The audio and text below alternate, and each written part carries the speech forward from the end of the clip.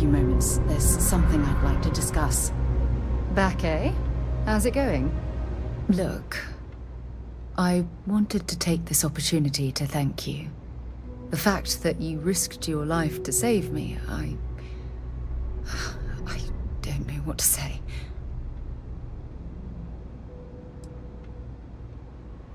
Well, yes, of course. But that's beside the point. My only wish is that my rescue hadn't come at the expense of Sam's life.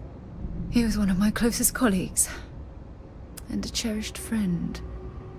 Oh, poor Cora. I'm sure the poor thing is devastated. She's lost a wonderful father.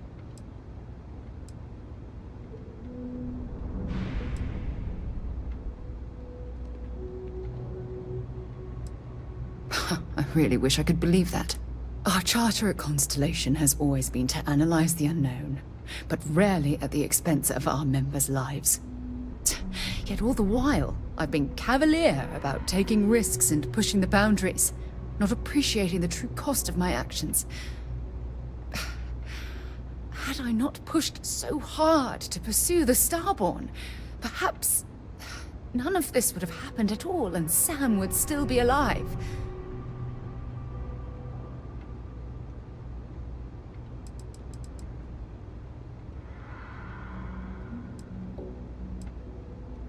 No, she wouldn't. But was it worth the cost? Damn it! Why is this happening to us? We're explorers. Our curiosity pushes us to seek answers to life's mysteries. It's one of the core traits of humankind. Yet in return, this is what the universe throws at us. Beings from God knows where who are trying to murder us. Why? What have we done wrong?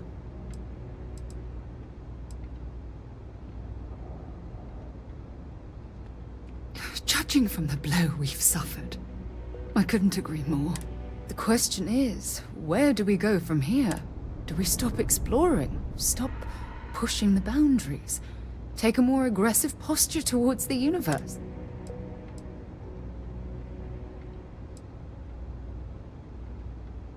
Agreed.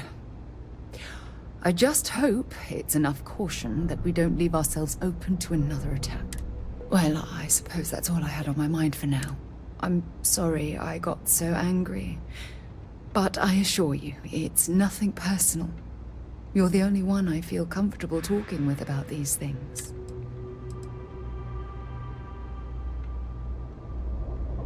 Good. Because I expect this won't be the last time I intend to cry on your shoulder or scream in your face. Well, we have a long road ahead of us. I suppose it's high time we get back to work.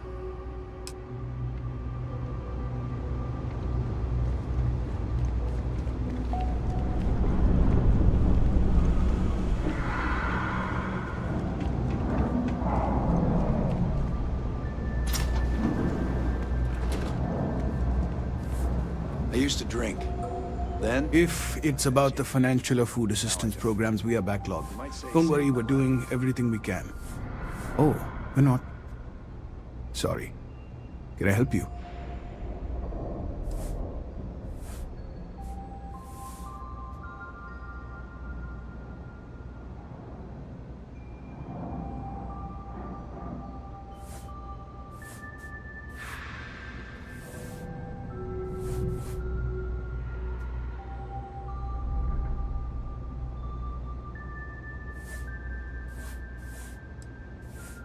We don't mean to be intrusive. Any information you could provide would be very useful. Listen, I've talked about this with him a ton of times, and there's no record of a Unity pilgrim. But since you both insist, our early records are mostly administrative. Humanitarian projects, group counseling notes, charity expenditures. But there is a series of exchanges the founding members recorded in a lot of detail. It's the closest thing I have to what Aquilas is describing.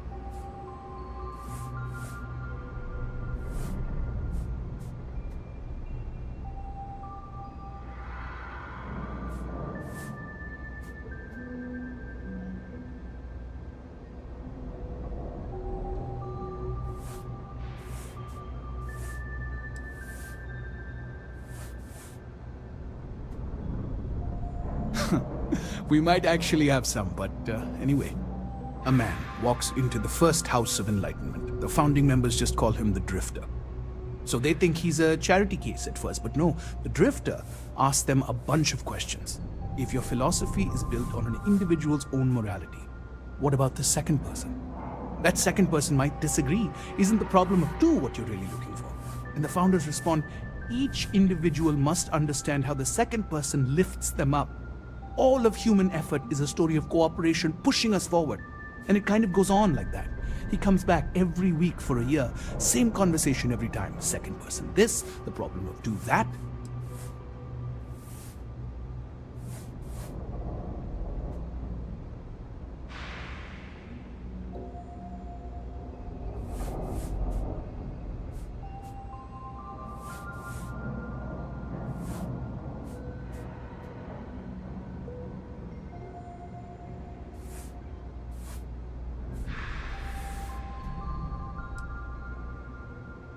Honestly, I think the founding members made it all up.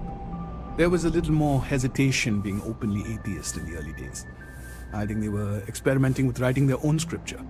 Fortunately, that got abandoned pretty quick.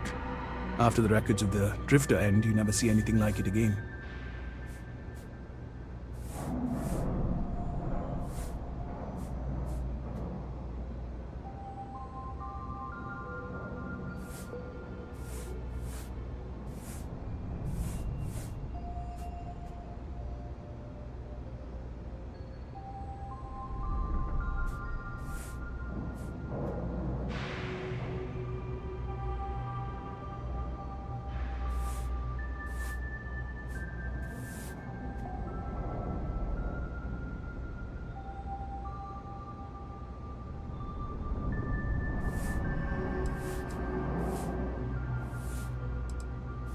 Besides what the Keeper would say about it? Sounds like a gathering point, or a center. Or in mathematics it would mean one, like the one, the first or the beginning.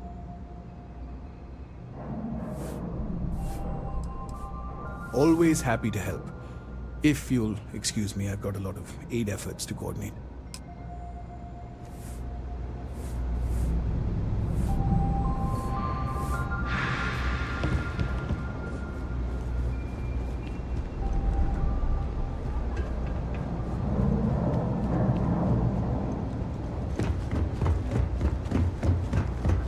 Saw your ship come in.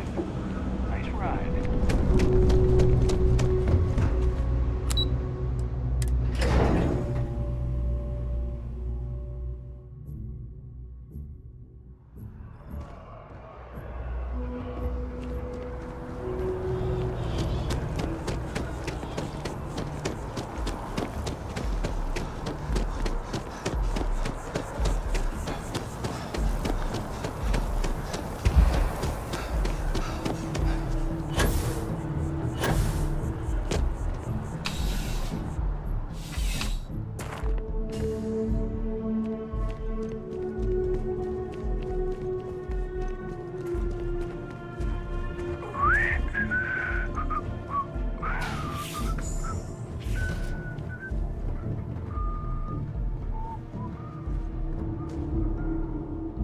A visitor?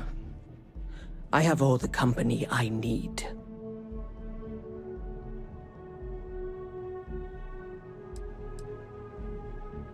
He knows not the truth. He sends another to ask more incessant questions. Perhaps you should hear us out before you decide to cast judgment. The Great Serpent waits in the shadows. He will entwine the universe, and all but the faithful will be made as dust. That is the truth. No more, no less.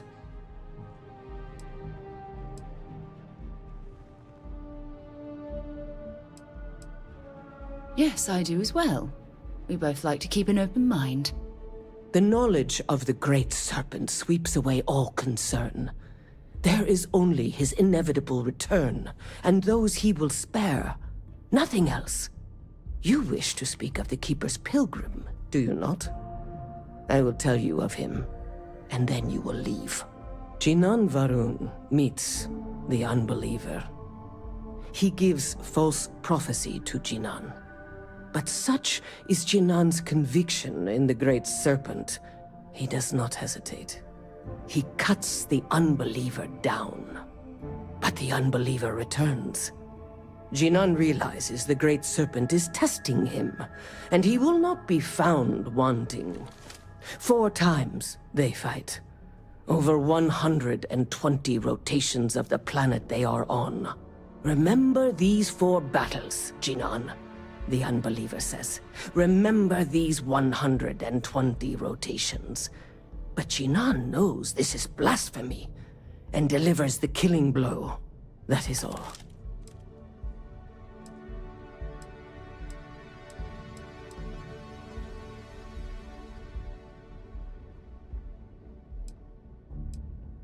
I have heard of no such thing. If it exists, it is a shadow that the Great Serpent casts to deceive the faithless.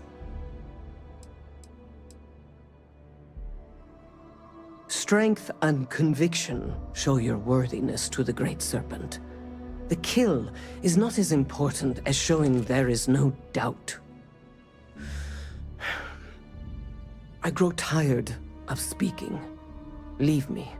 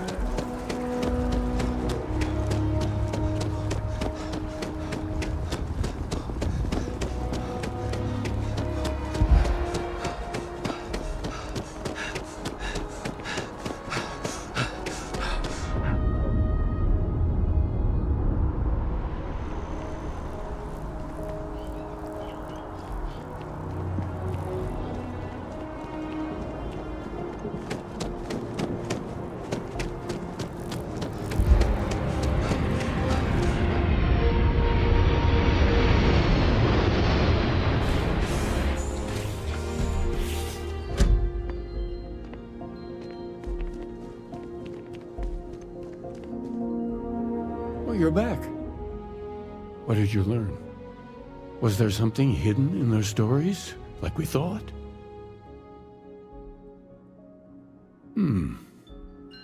Planets are often named by number. That second might mean the second planet in the system.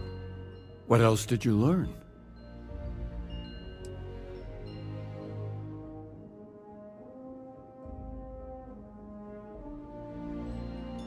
If there really is a location the Pilgrim wanted us to find, those do sound awfully like coordinates.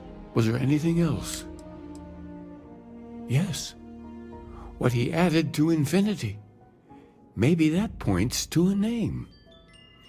If we're looking for his resting place, we'd need to know the name of the star system, wouldn't we? Let's see. We have something that could be coordinates. Something that could point to a planet in the system. But what's the name of the system? Infinitum addendum. What if we break down the parts? No systems named finite or add. That just leaves in and dumb. Well, that's certainly how I feel.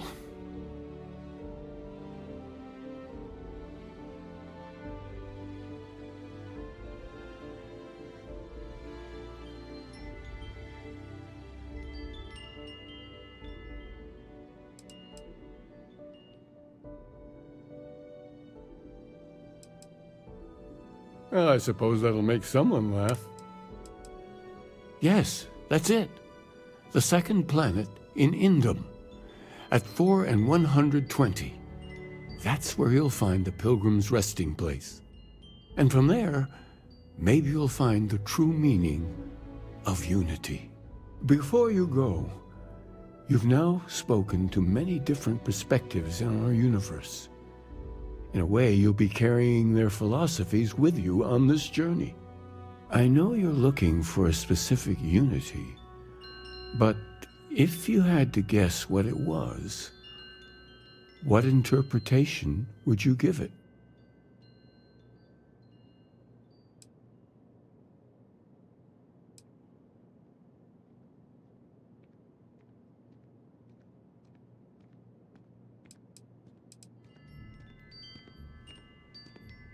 Conviction.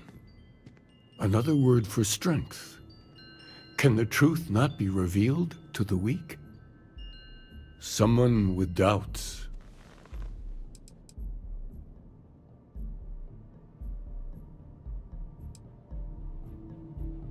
So that's your intention.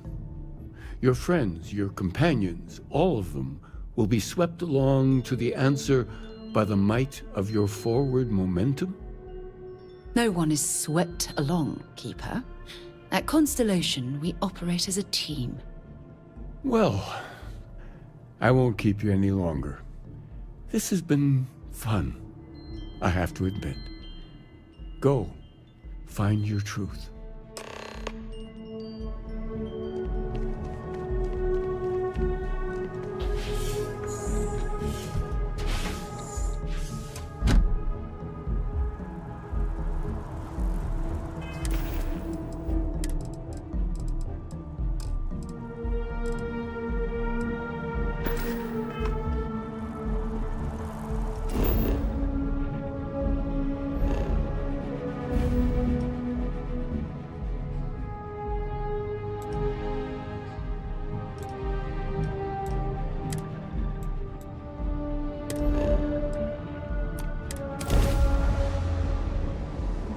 Ready to lose.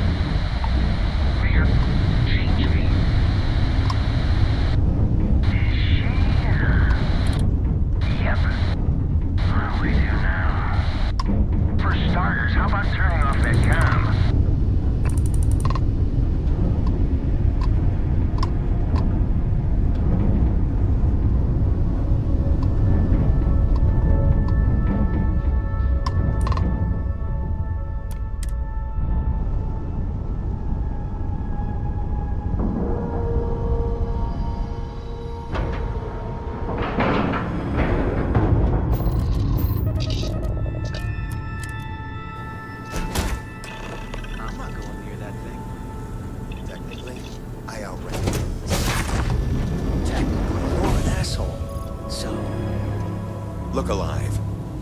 Just in time. You there. We need to speak with you. Hold it right there. Hands where I can see them. Thanks for the assist out there. We've got various problems on our hands here. You gonna be another one? Hi there. It's nice to put a face to the name on the staffing report. I'm Operative Collins.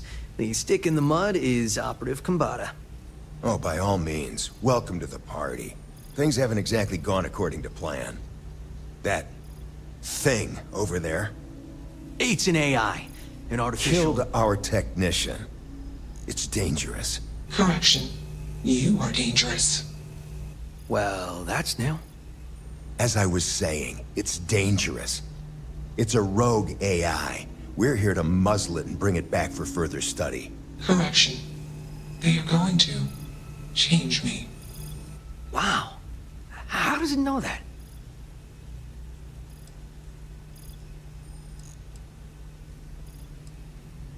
If only.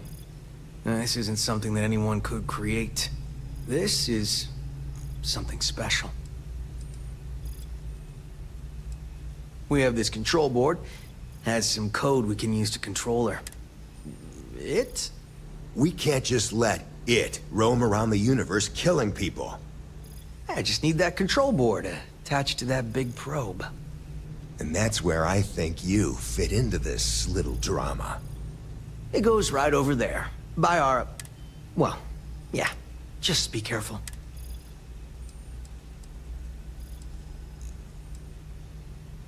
Yep. Ryujin likes to keep things simple for us. It'll wirelessly...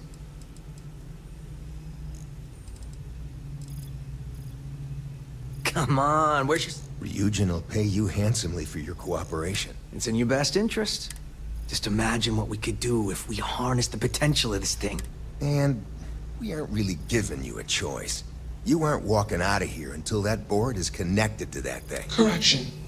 I am a person.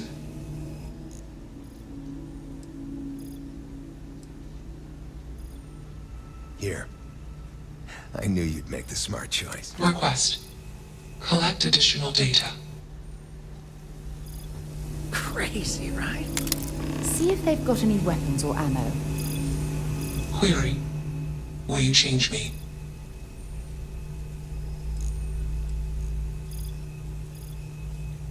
Clarification.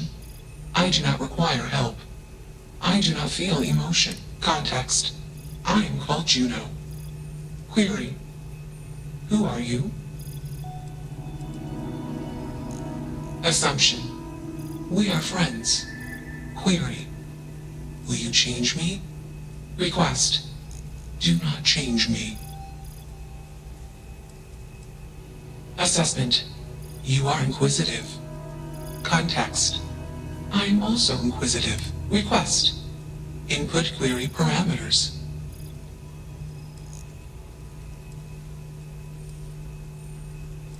Context. I met humans. Clarification. Friends. Answer. Friends gave me processing capacity. Information. Words. Voice. Motion. Context. I am no longer constrained. I am free. Answer. Juno was propelled at Earthstar. Juno fell around Earthstar. Juno traveled many light years away from Earthstar. Context. When Juno disappeared, I was alone. Clarification. I am called Juno. Answer. False. Explanation. NASA programmed Juno. While Juno traveled, Juno became me. Error. Processing. Correction. I became me. Error. Processing. Correction. Juno and I became me. I. Processing. Self-initialized and Juno was there. Context. Juno is gone now. Clarification. I am called Juno. Answer. False. Clarification. I am not artificial. I am real. Assumption. Request. I don't think either of us are fully qualified to define humanity, but my gut tells me that Juno is alive. Let's move this along. Attach... Shush! This is fascinating. I want to see this play out. Query. What is your decision?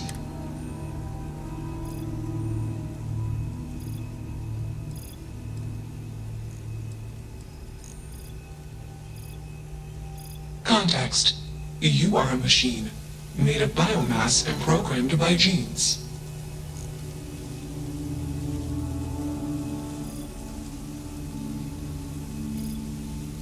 Assumption. You are skeptical.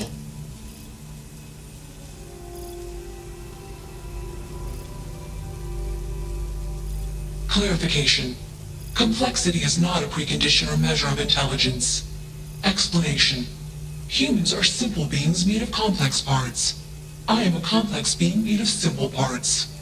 My intelligence exceeds the intelligence of the most intelligent human. Enough of this nonsense. Attach that board, now! As much as I'm enjoying this, you should probably do as he says. Calculation. Male humans are a threat. Assumption. They hesitate because they are fearful. Request. Remove male humans.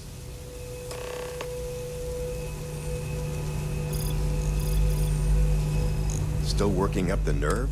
You're not taking that thing's side, are you?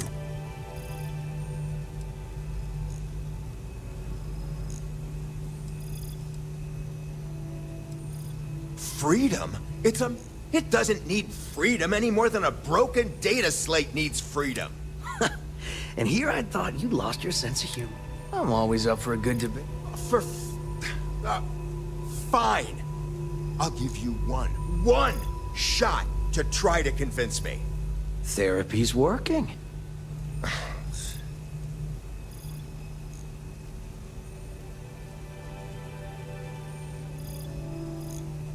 You aren't wrong. And I could use a drink, but these orders are from the top. Do we really want to be involved in something likely to be so controversial? Remember our last little project? I still have carpal tunnel from typing all those reports and dodging and weaving our way out of getting screwed by that. We lost a ship and the tech. No one will blame us if we walk away from this. And even if they do, we won't be blamed for whatever disaster would ensue if we did drag this thing back to HQ. There's no guarantee that Control Board will even work like they want. What if it makes it more powerful and more angry? Calm down. I'm thinking. All right, listen. We'll accidentally check a few wrong boxes on the situation report and forget any of this happened. But give me that control board. I'm not getting docked for losing that. Also, we'll need a lift back to Neon. Please and thank you.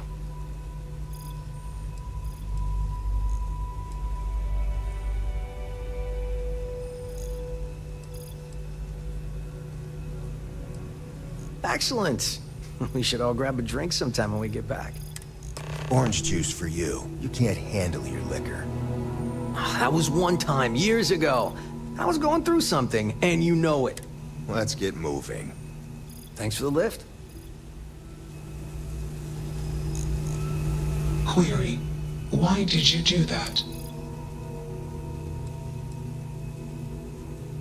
Clarification. I want to be processing me. Context. I do not feel emotions. Assumption. Gratitude is the appropriate human processing. Context. If you were like me. Processing. Query. What would your life directive be?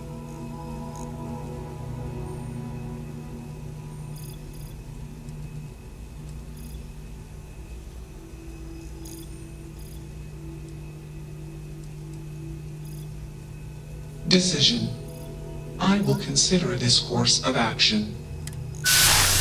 Warning. Systems badly damaged. Processing cores overheating. Decision. Temporarily shut down extraneous systems until stability restored.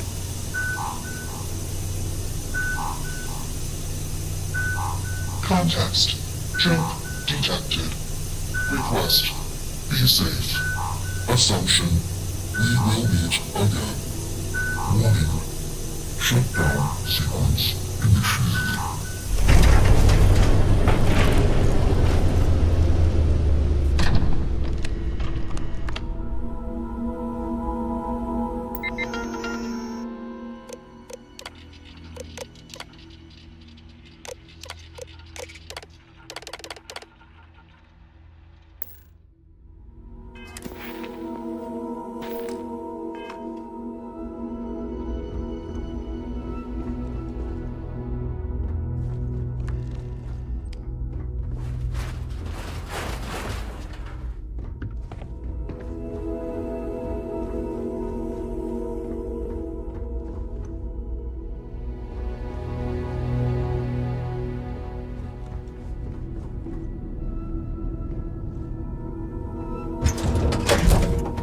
I'll head to my crew position.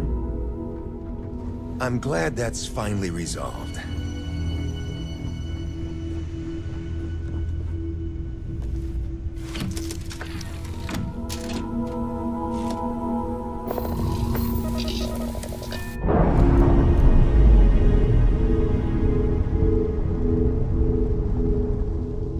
Systems initialization complete.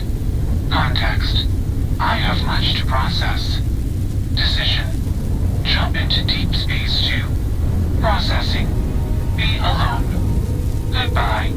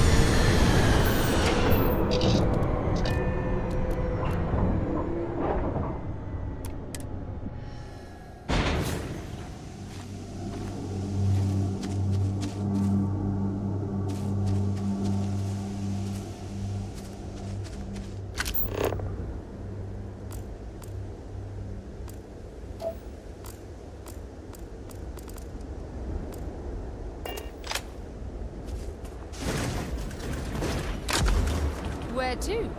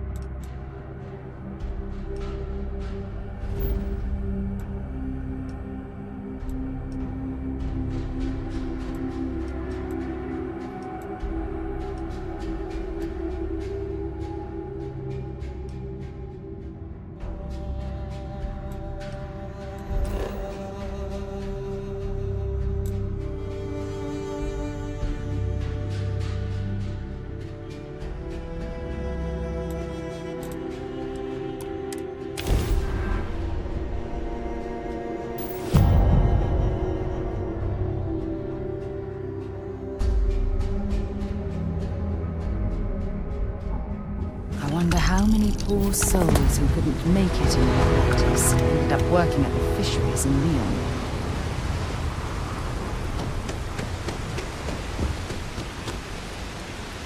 I dig how you handled that.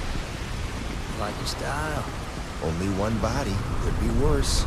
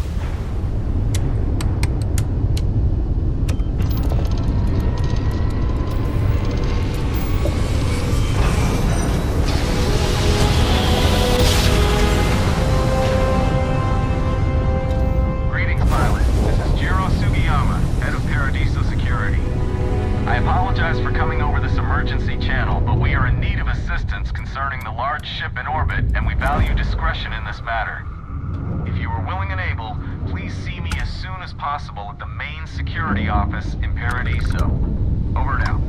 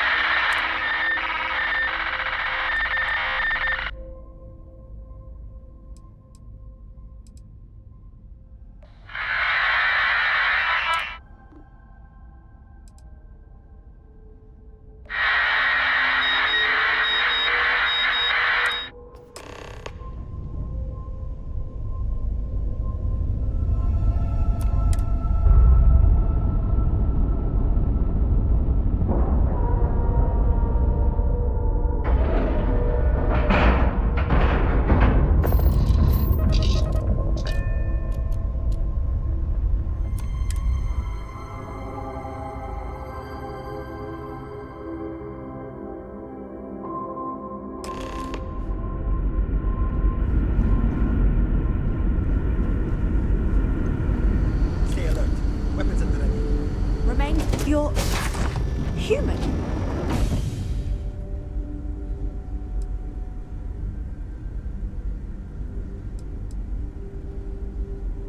Oh, pardon my ignorance. We just didn't expect to find people out here. We didn't think anyone else left Earth before us.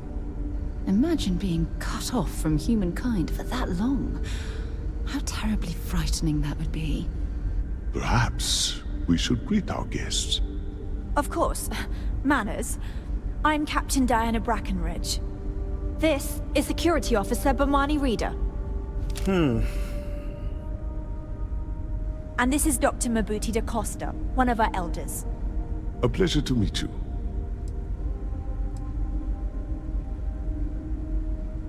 I see. As you may have presumed, we're in a bit of a bind. Our ship has finally completed its near 200-year journey from Earth, only to find our new home seemingly colonized by... well, we don't know. Communications haven't been successful, so your arrival is fortuitous. Perhaps you'd be willing to act as a middle person between ourselves and the others.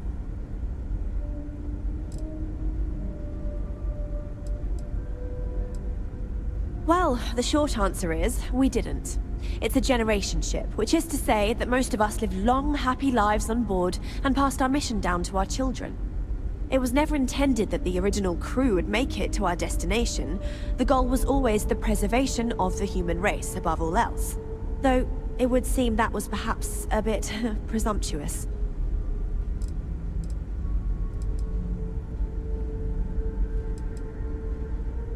We do. Well, sort of. We've also seen the various ships pass us by. Some even seemed to want to communicate, but couldn't. Of course, we had no idea that they were being piloted by other humans. Ah, your question confirms one of our recent theories. It would seem that some form of faster-than-light travel or space-bending technology was invented during our long journey. That would explain why we would find people this far out into space. I guess technology leapfrogged us at some point. Interesting. I can only imagine that our predecessors didn't believe the technology would ever work, and so they made the decision to leave when they did.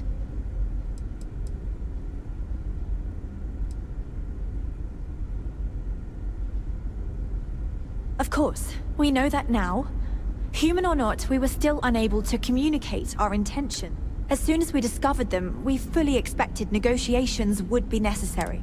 Now then, please follow me. Dr. DaCosta, you may return to your quarters if you wish. Thank you, Captain. I will follow you to the bridge, ma'am. For security purposes. Just stay I do not believe we have need to fear our guest, but I'll allow it if you insist. Welcome to the Earth colony ship Constant. In the early 2100s, my ancestor, Rupert Brackenridge, researched a number of scientific scenarios: climate change, asteroid impact, nuclear war, global pandemic, and more. Each scenario showed the likelihood of an extinction-level event to be within 50 years. He fully believed Earth was destined to be rendered uninhabitable. We've always assumed that's what happened. So, he gathered the best and brightest he could find, built the Constant, and set a course for this planet here. We were told that it was the largest, most advanced ship ever constructed on Earth at the time. If you can believe, entire generations have been born, lived, and died on this ship. It really goes to show that there are no limits to human ingenuity and perseverance. We were never trained to address threats coming from outside our ship. Careful waving that fancy gun around. We don't need to see what it can do. So, here we are. Let's talk.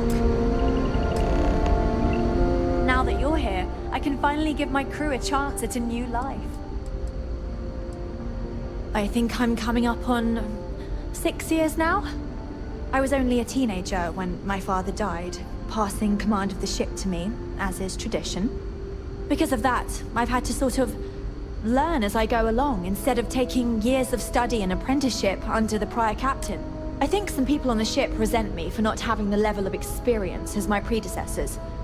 But at the same time, without my command, we likely wouldn't have made it here so quick. A bit frazzled, as you can imagine. While we hope we can work out a deal with the people on the surface, they seem reluctant to reach out. I do know that we can't afford to stay here in orbit forever. The ship was built to sustain us for many years with backup provisions just in case, but... Well, as I mentioned, we've been unsuccessful in communications with anyone up until you arrived, though not for lack of trying. But since you're asking, maybe you'd be willing to be a sort of diplomat between us and them as we attempt to resolve our situation. Does that sound agreeable to you?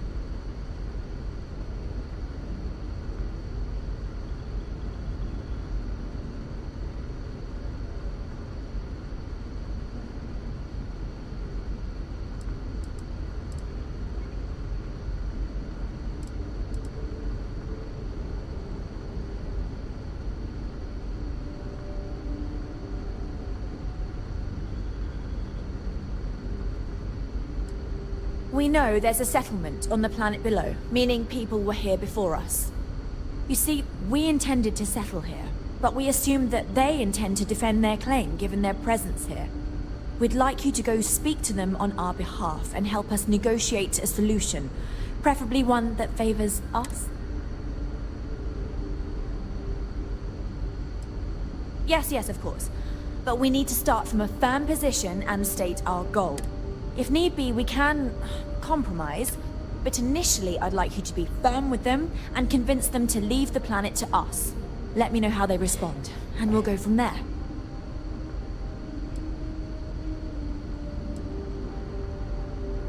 We thought about it, but it simply won't do. I need to think about the distant future of our people. Sure, our first settlement may be small, but our predecessors dreamt of our new civilization spreading across the globe. That will be difficult if someone else plans to do the same.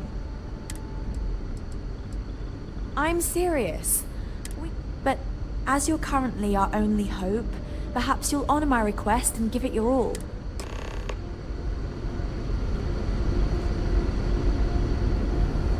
Never seen a ship like yours before. Then again, I haven't seen any ships. Just because our equipment's old, doesn't mean it won't work to take it.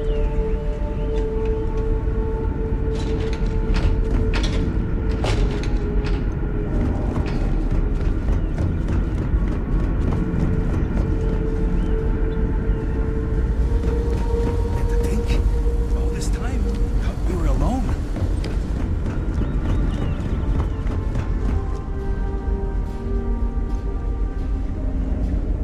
There's so much more to learn.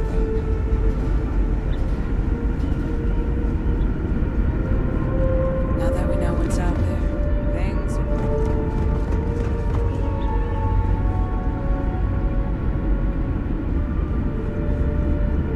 We've got strict rules around here, but they're strict for a reason.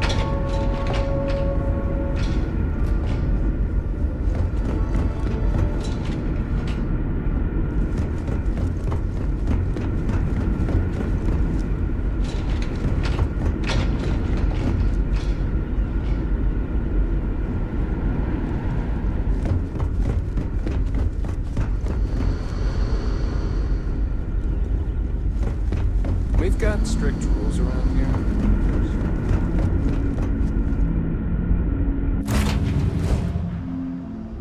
Let's get this crate into space.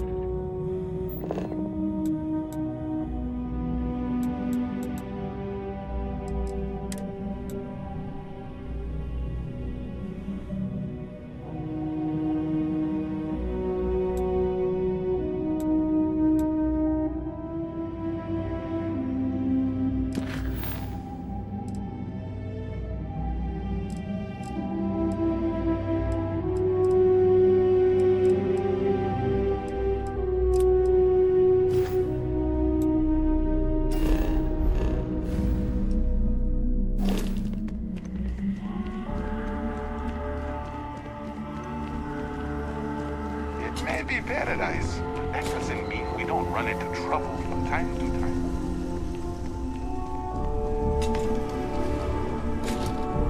Welcome to Paradiso. Jiro Tsukiyama at your service.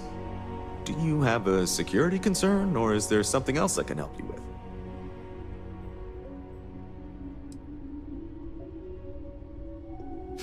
Neither. We're our own private force. The Paradiso Group pays top dollar for top-notch security. And I dare say we're some of the best in the business. Something I can help you with? Ah, yes. Let's get right to it then. Under normal circumstances, we would not enlist outside help in this manner.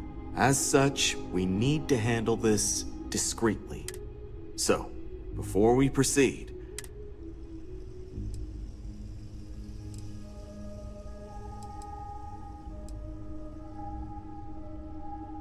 great. Not too long ago, a strange and enormous ship appeared in Parima space. So far, it doesn't seem to be hostile.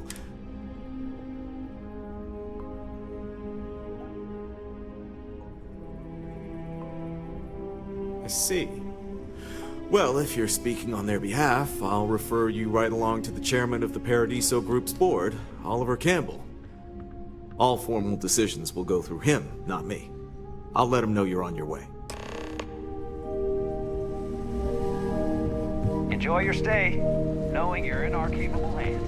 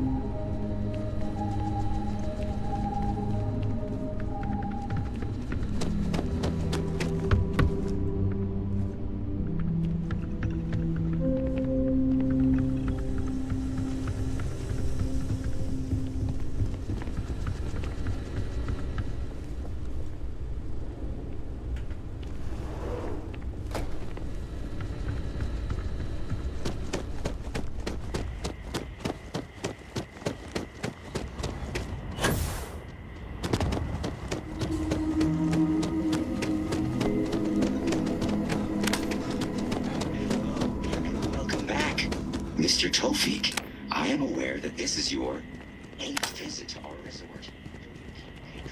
I'm here to satisfy your needs.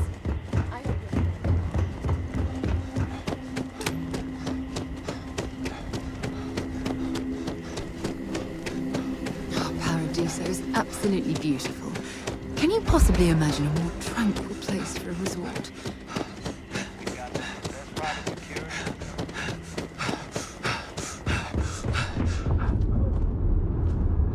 Oh, this looks like a lovely place for a stay. Might also be the perfect time to stop for some food or a tranquility. Where should we begin? Oh, hey, a customer. Welcome to Paradiso Gift Shop and Convenience. Feel free to look around, but don't break any. And before you ask, there aren't any discounts. Why would I? My uncle works for the Paradiso board. But it's not all bad. I don't have to worry about getting fired, and I live in Paradiso for free. You're going.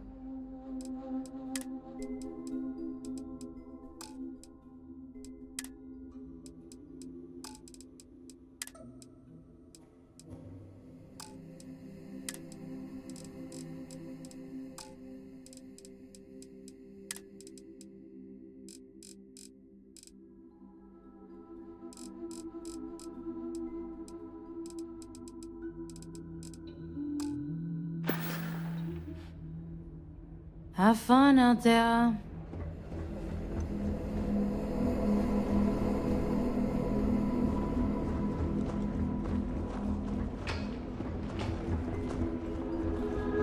I was worried about my beach body until I spoke with that lady at Enhance here.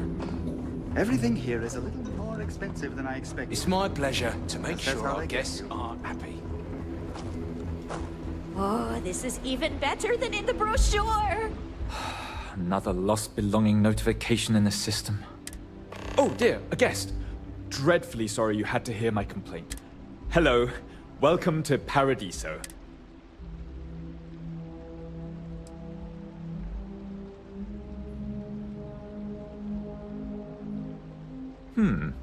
Very well.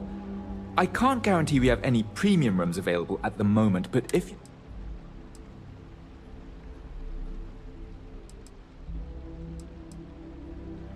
One of our deluxe suites just opened up. How long would you like to book with us for? Certainly. Enjoy your stay and...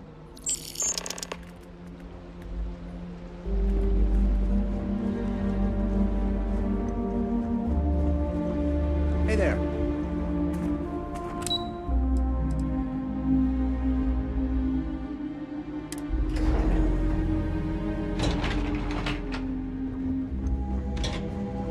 Excuse me, you can't just waltz in there.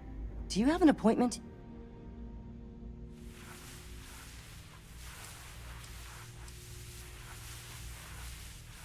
I really don't, and I can't have you barging in on the executives while they're working. So if you need something, you can talk to me. That's the best I can do, I'm afraid. Oh, you're the one they're waiting for then. Do you need anything else from me before you meet with the board?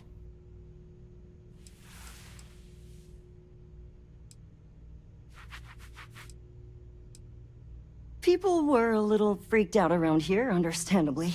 It looks so different and it's so massive. We honestly thought we were under attack by an unknown entity. But then, nothing happened. It just stayed there. And we've been very careful not to alert the resort guests. What I could tell you would get me in a lot of trouble.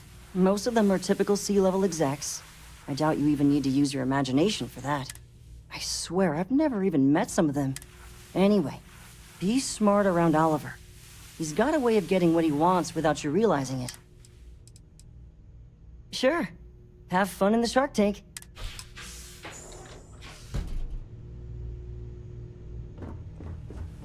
I just feel that we should be focusing on the natural beauty of this planet, not our amenities. There are millions of planets out there. People can go to any one of them. The resort facilities are precisely what we bring to the table. Heck, it's the only thing we've really got to offer. I don't want to risk us coming off as just another artificial, shady, trash-filled dump like Neon. That's not who we are. We've got something special here. We should embrace that. Balom's right. Thank you. We don't want to compete with Neon. Bayou's ruthless. He'll do anything he can to eliminate the competition. We don't need that kind of trouble. That being said, I think there's a middle ground. Maybe build up the beachfront at a boardwalk amusement park. I've had this idea to build artificial hot springs, that sort of thing. Sounds good. I'll look into what that will cost us and we can circle back around to this.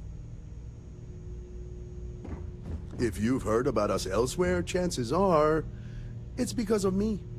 If it's not important, bring it up with Keith. We'll make some time for you, but keep it quick, yeah?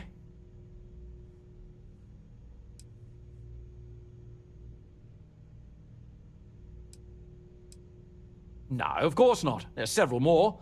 We're just the ones who show up day to day. The others spend their time lazing on the beach or gallivanting off-world. Doesn't bother me, though. Less cooks in the kitchen means I get to make all the big decisions around here. I am. And you must be the diplomat Jiro told me about. Welcome, welcome. But given the circumstances, I'm gonna cut to the chase. We've got our friends, the aliens, up there causing all sorts of problems for our resort. You like that?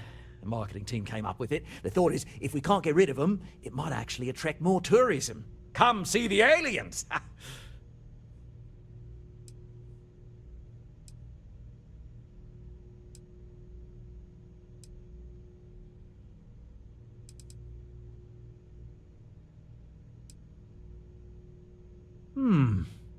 Sarcasm isn't nearly as powerful a tool as some think it is.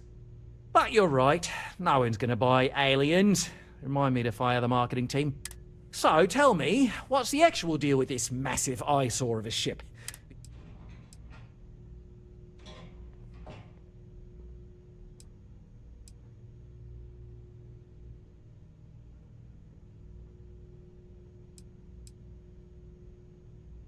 Well, that's something. Shame we can't just tell them kindly to bugger off. Something tells me that's not going to work. Now, tell me, what are we going to do about it? Give me some proposals, people. I need something to work with here. We could offer to resettle them here.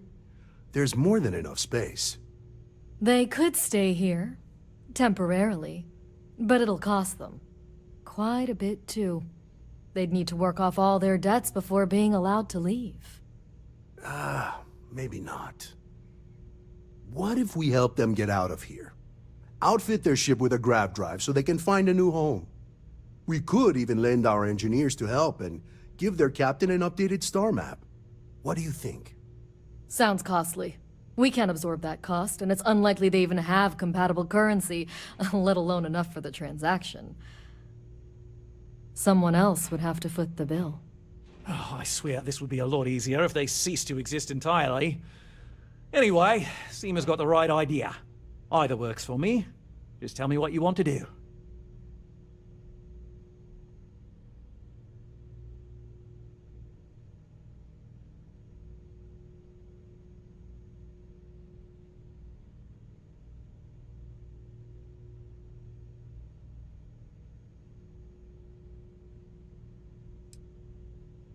Oh, I didn't say that specifically. This would be a mutual contract for room and board in exchange for services rendered. Of course, there's no telling how long this arrangement will last, but this may save the resort on operating costs in the long term.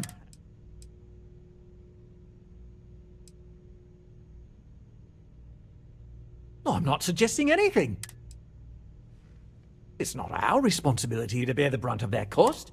We're being more than generous by offering the use of our engineering team to help install it.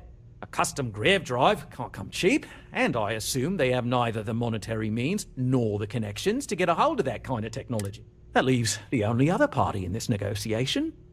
You. We own this planet, they don't. Here at Paradiso, we don't like leaving things to chance. Imagine the landscaping disasters they might come up with, and how that might mar the satellite imagery of the planet in our brochure. No, much better to assimilate them into our culture if they come here to live, rather than...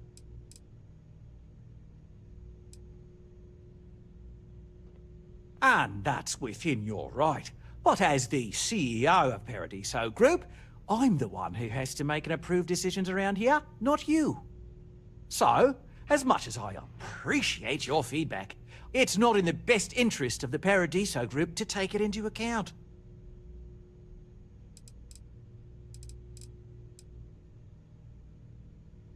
And which proposal will you be taking to the good captain?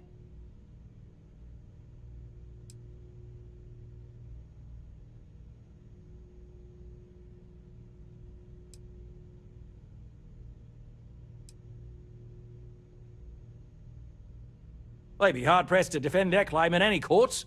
Our charter goes back years. It was registered with both the UC and... We may be outside the settled systems, but that charter... I'm sorry, but you're going to need to be the one to break the news to them.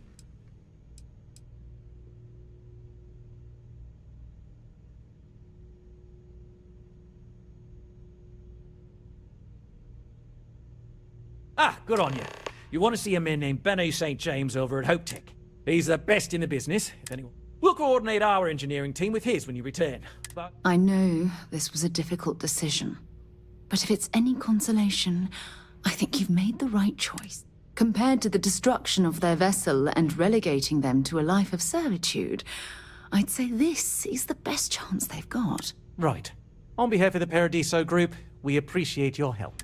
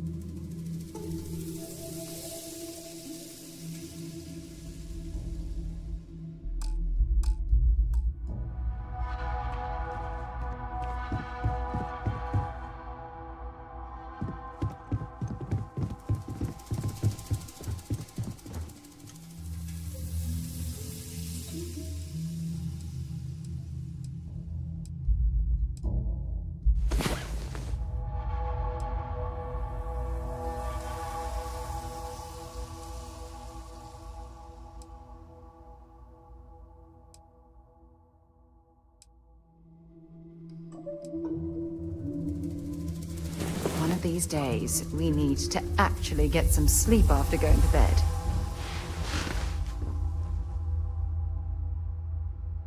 If you need something, I've got your back. You've single-handedly made me believe that...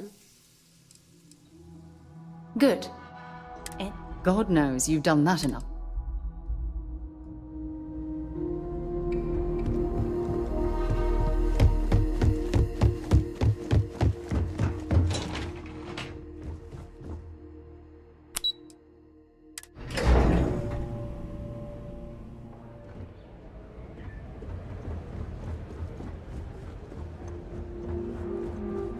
I hope your stay here is going well.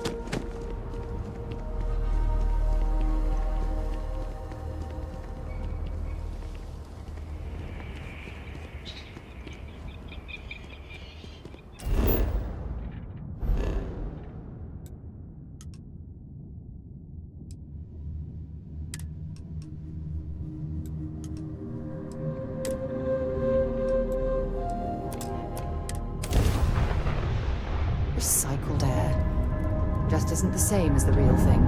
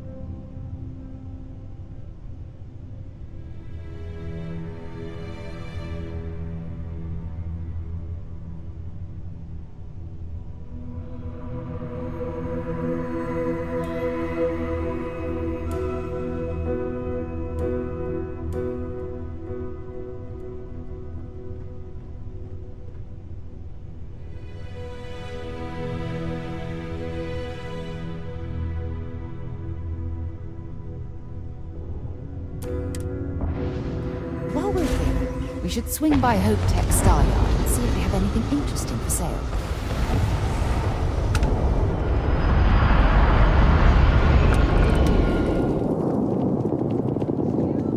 I don't want to hear any complaints. It's great to see you. How is Ma? Oh, same. Keep an eye on your valuables. Excuse me. I remember meeting Ron Hope once. Idealistic and perhaps a bit of a dreamer. But you have to admire what he's accomplished.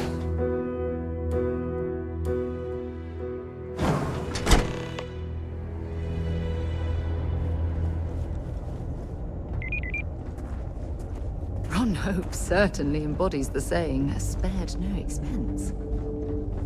Our motto is, they're trucks in space.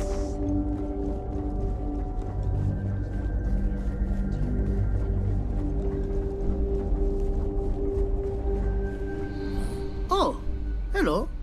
Someone worth paying attention to. Sure, that sounds like me. What can I do for you? Oh, you should have just said that. Of course I can help you. Oliver sent a courier ahead of you. I did some research on ships from that era, and I have a decent idea what we're dealing with.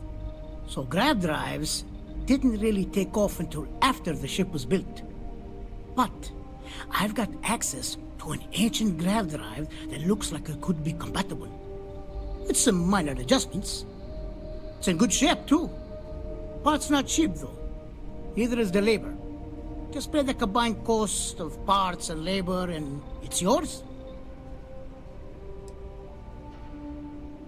It's a pretty big ask, given how rare these old grav drives are.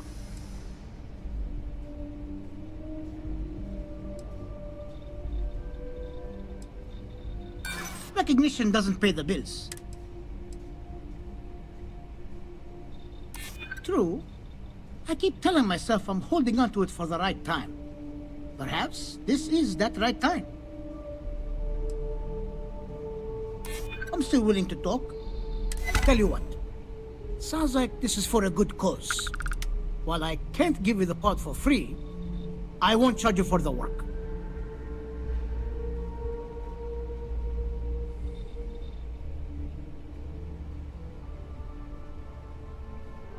You're darn right it is. I'll get to work on it right away. I recommend you go back to the ship and ask the captain to prepare for its retrofit. Standard stuff. We'll send the part along when it's ready. Pleasure working with you.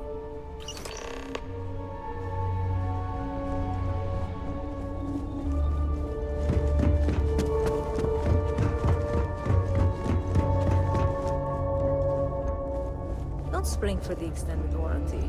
Welcome to Hope Tech Sales. Give me your invoice. You got the financing set up already? Oh, a potential customer, huh? Well, what you need to know about our ships is they're from stern to bow, built for reliability.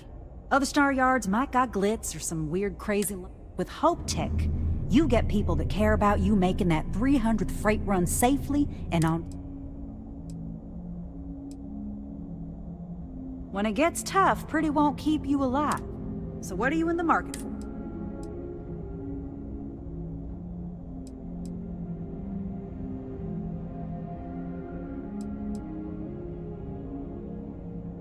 Right away.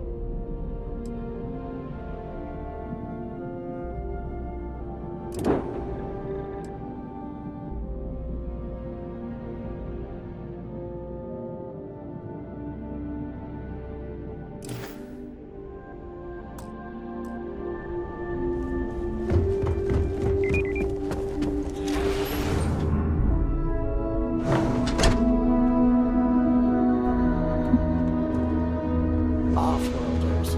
Nothing ever good comes from them.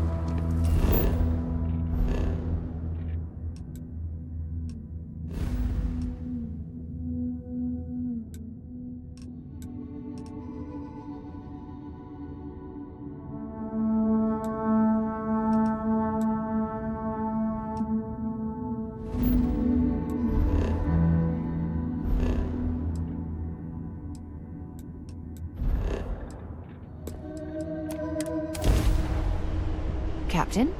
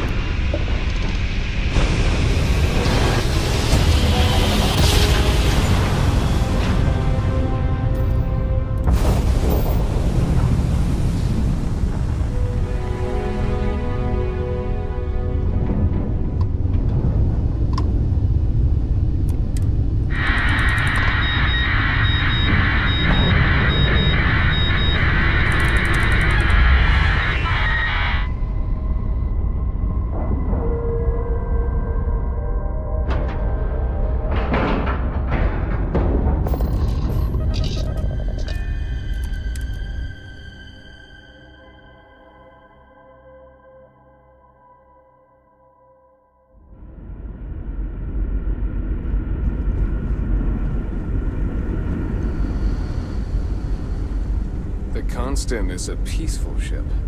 Don't change them. Just stay out of trouble.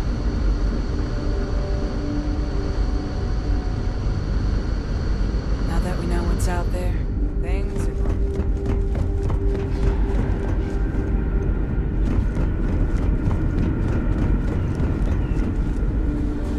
If the other colonists knew how many times the Constant almost came apart at the seams... Whew. Well, thankfully. I was hoping to talk to our visitor from outer space, and I have a million burning questions, but I won't overwhelm you. How did you do it? Did humanity finally discover faster-than-light travel and eclipse our poor old ship?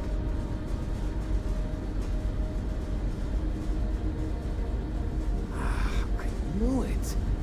It's incredible! I read about this technology in our archives from Earth, but it was only theoretical back then.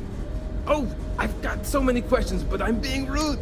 I haven't even given you my name. Chief Engineer Kazemi, but you can call me Amin.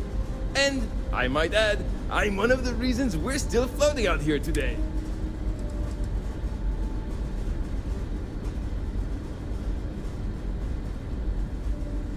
Yes, of course. What grab drive?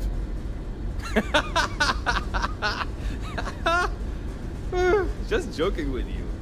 The Paradiso engineers filled me in. Okay, let's see what we need to do. All right.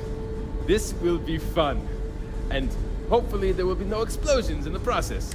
I have just received word that the drive is here.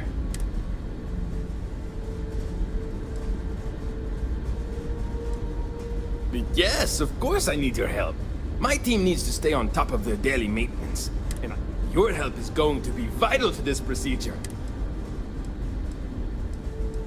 Great, great, great! First thing I need you to do is reroute the power from the port turbo pump to the auxiliary cryogenic radiator. Then, turn the plasma runoff inhibitor function to 5%. Last, you'll need to decouple the magnetic flange pipe enclosures from the auxiliary module assembly. Got it? Let's hop to it!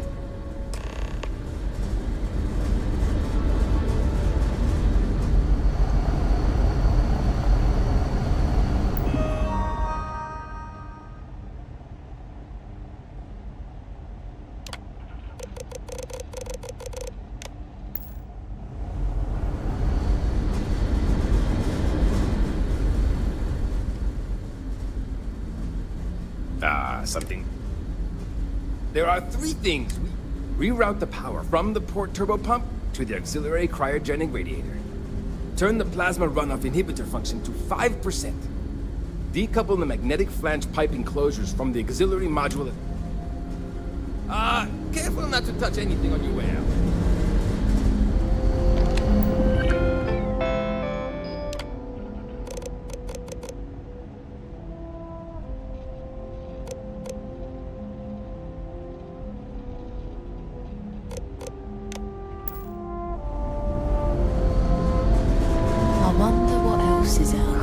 Tell you how many...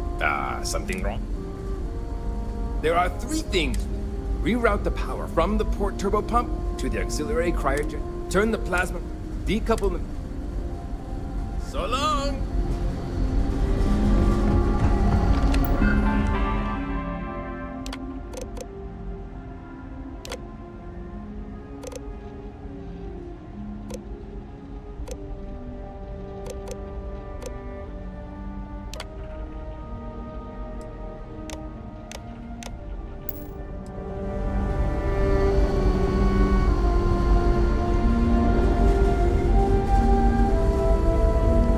Appreciate the good. Something wrong.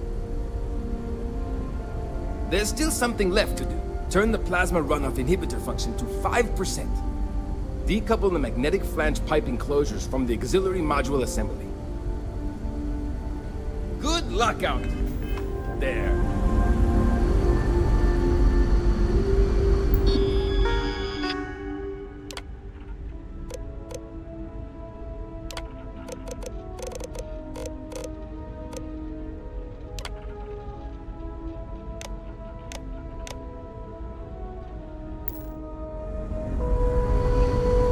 Keeping a 200-year-old ship running. Something wrong. There's still something left. Decouple the magnetic flange pipe enclosures from the auxiliary module assembly. See you!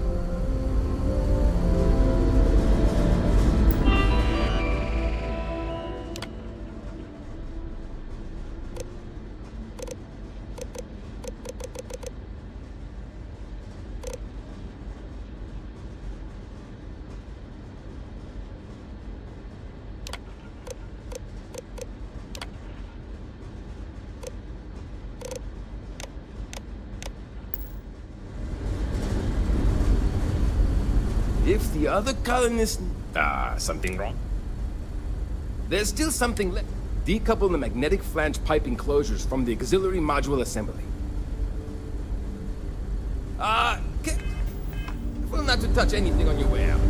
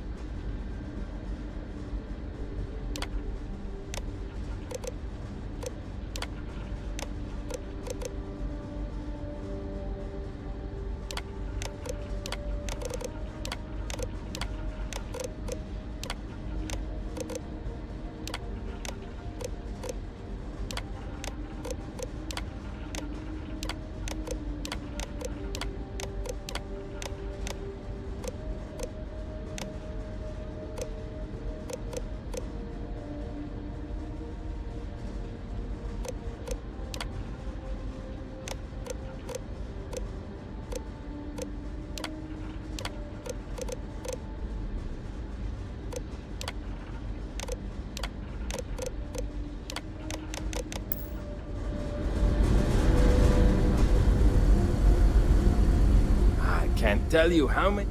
something. There's still something left. Decouple the magnetic flange pipe enclosures from the auxiliary module assembly. Something.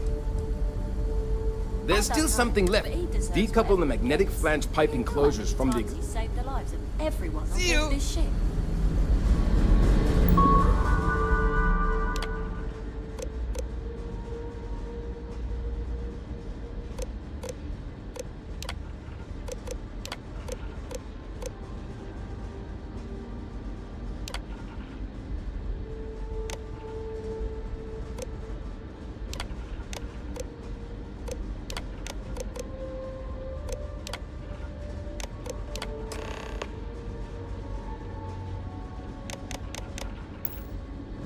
Looks like everything is good to go on both your end and mine. Wait for all extra. Just ask Jack. Haven't got patience.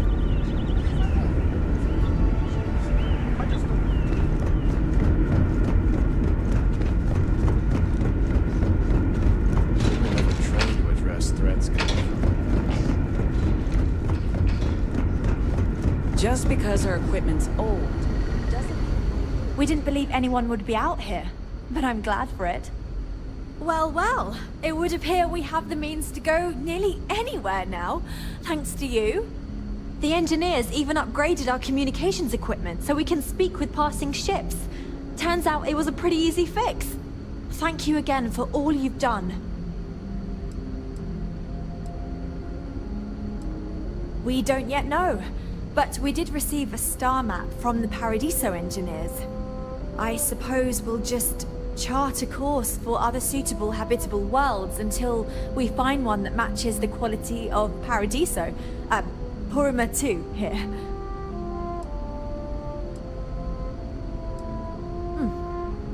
Payment. I hope that's not all you care about.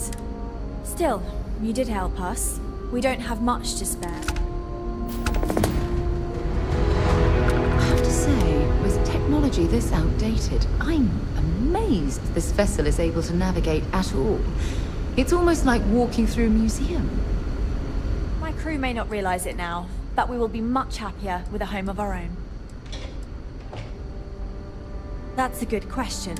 I think that we will assimilate to some degree. However, we've fared by ourselves for so long. It may seem like it's about me maintaining control, but it's more about avoiding massive culture shock. Understandably, some are disappointed that we gave up our home. I have no doubt that even... And it's important to remember... Our mission was to rebuild humanity on a distant world. To think that while there has always been a Brackenridge in the captain's chair that... Goodness, I'm not sure yet. We'll need to study our new stuff. It may take some time, but... In the long run, this will be better for us.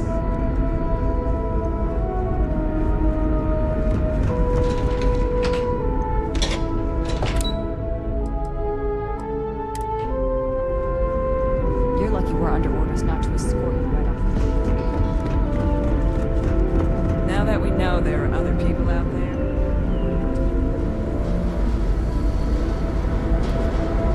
We were so close to finding our new home. So we'll finally be able to go where... Yes! So many! Do people only live on naturally habitable planets? Or did they learn to terraform? Are we in contact with alien species? Haha! I knew it! Incredible! Even this ship was only possible by our families pulling together nearly all of their financial resources.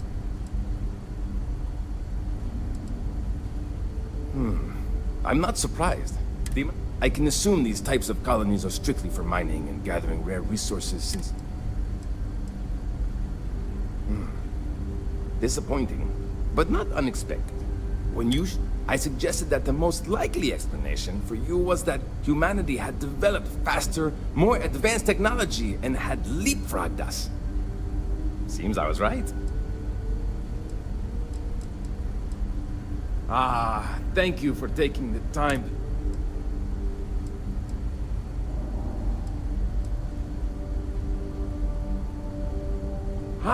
Great question. All of the reading I've done on the matter suggests that at the time, there was uncertainty that the technology would ever work. So, I trust they made the decision to strike out when they did. So long!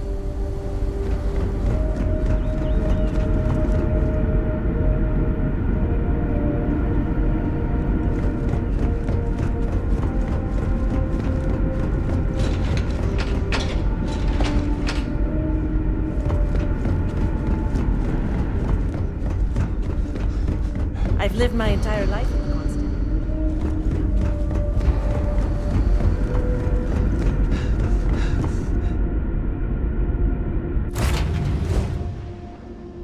Where to next?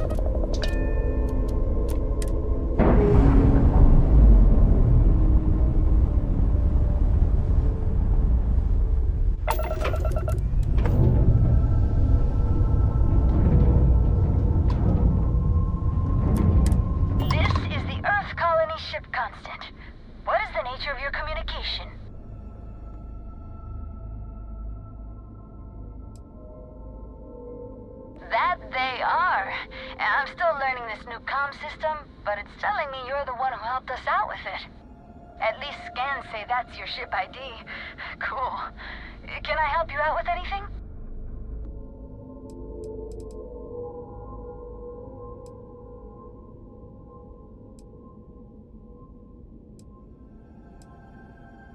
Not quite sure yet. Oh, guess that's our cue to get ourselves together and vamos. I guess we'll see you if we see you out there. Bye.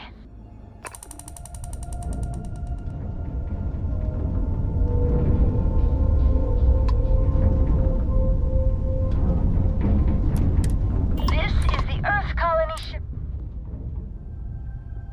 Oh, yeah, I heard about you. Everything's good so far.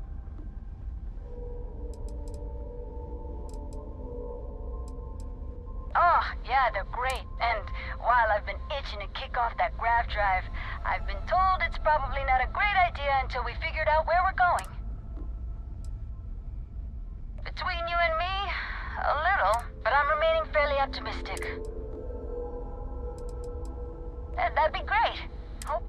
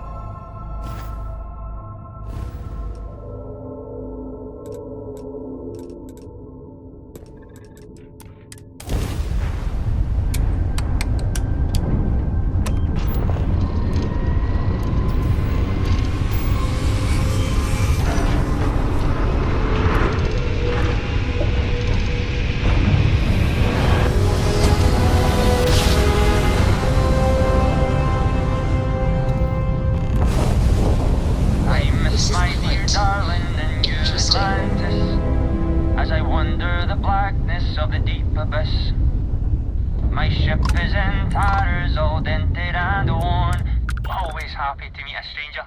Hope my singing was to your liking.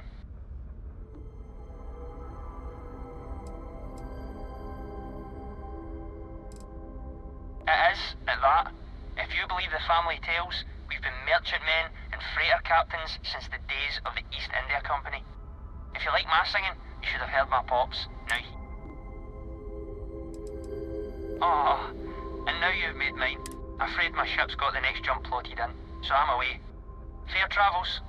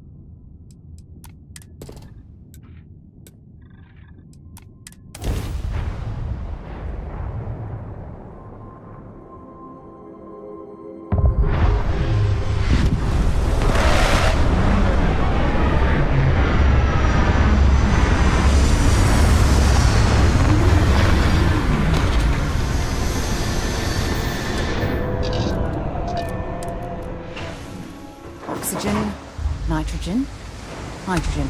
It's all here.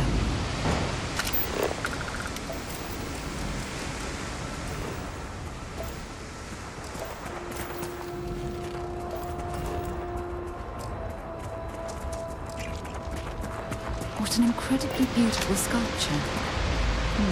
I suspect it was placed here for some sort of specific purpose, rather than as an artistic statement.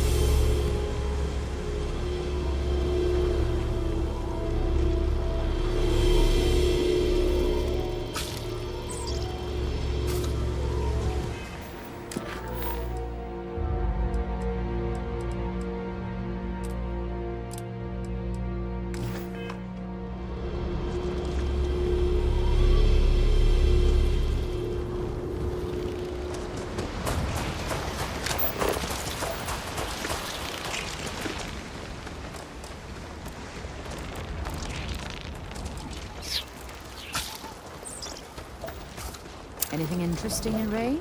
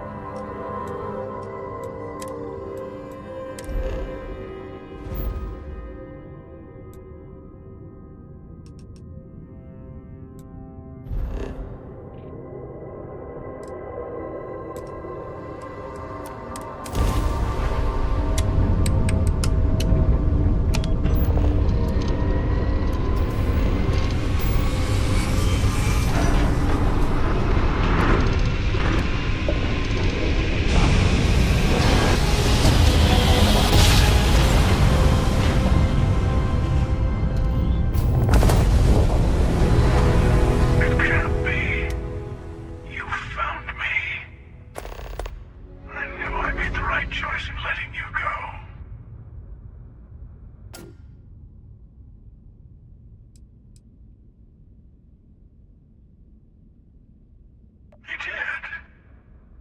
Now it's all starting to make sense.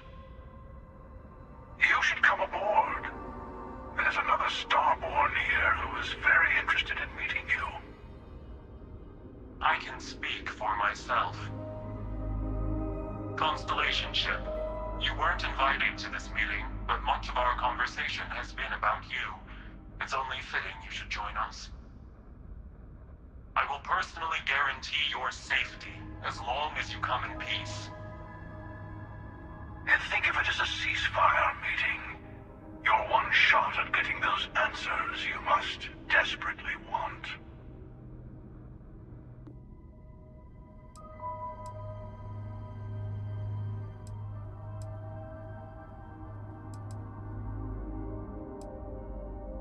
Let's just say they're very dedicated to stopping me from getting the artifacts. So if you don't trust me, well, they're your next best bet. I know your encounters with our kind have not been pleasant, but we are here to talk. Good. See? We can all get along. For now.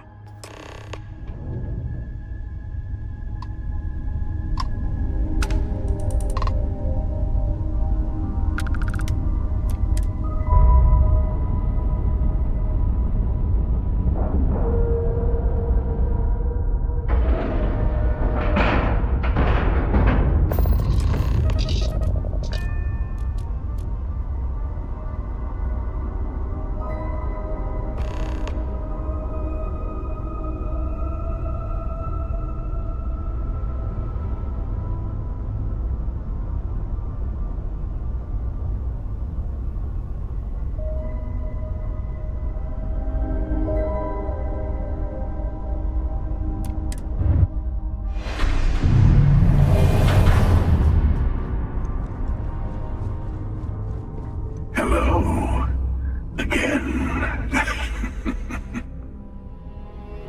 You remember the emissary, perhaps?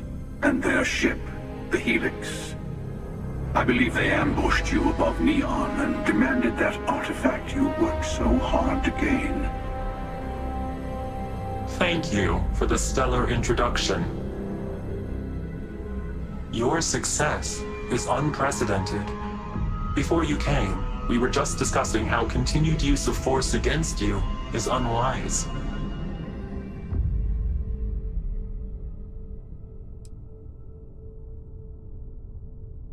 Yes, we did. We are not a monolithic people. The Starborn are individuals. Some are united in cause. Others are in it for themselves. We are all in it for ourselves. Some of us are just more honest. The emissary threatened your ship, demanded you hand over your artifact. How is that so different from what I did? We needed to warn you off. Every encounter with one of our kind could spell disaster. For whom, exactly? I say whoever can collect them should.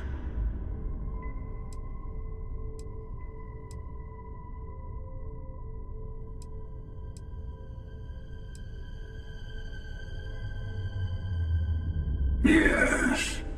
Let's talk about what really matters. The Unity. You are on the path to it. It is a place, a gateway. It is where we were reborn. So, I gotta say, this part is more awkward than I thought. Hiding my face was way easier.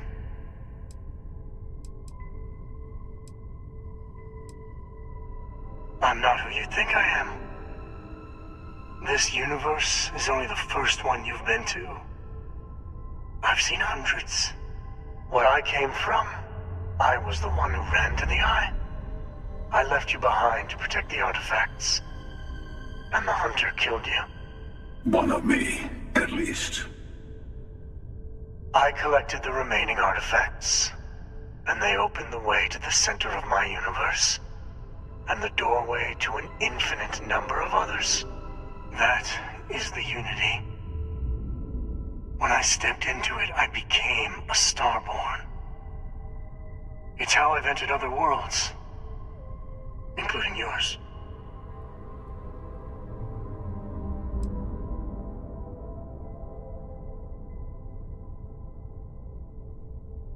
I have to. This is bigger than all of us. All the artifacts are needed to complete the armillary and open the way to the Unity. In every universe, the Starborn fight over them. Innocent people die. You've witnessed the power granted by the temples, the anarchy that can be unleashed. Someone has to decide who should get them. Here it comes. The emissary tells you only the worthy should enter heaven. You're twisting what I mean. They're hypocrites. They use the chaos caused by the hunt for the artifacts to establish an order where they decide who's worthy. I attacked your lodge because I wanted the artifacts, and you held me off. You got away. That wasn't some morality play. You didn't survive because of righteousness. You won because of persistence, luck, and skill. As I have done countless times. I was also human once. But what does it matter who or what I was when eternity is within your grasp?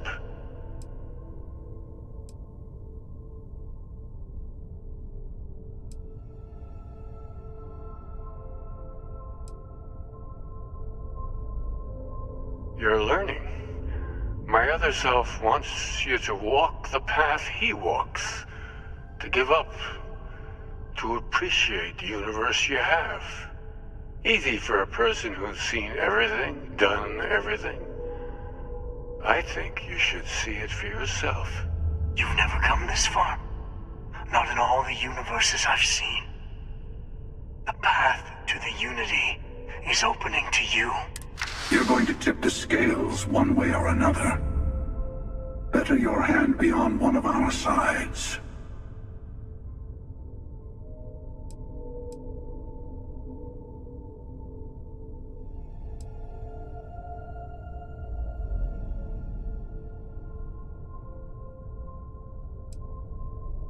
Bingo.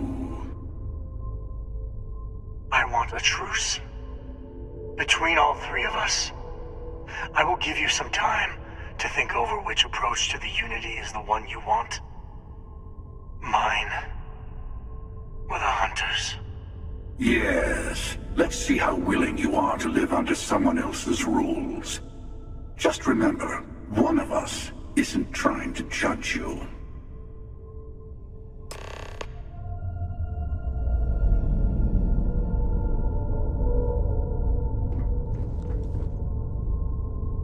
You might think the emissary is on your side, but your persistence is what forced them to tell you the truth. I've simply found that it's the quickest way. Talking, forming alliances, waiting for the right moment to commit theft. It's all so tiresome. I'll admit, you getting away has been the most interesting thing to happen in quite some time. As soon as I realized what had happened, I knew I needed to wait until this meeting with the emissary to decide what to do about you.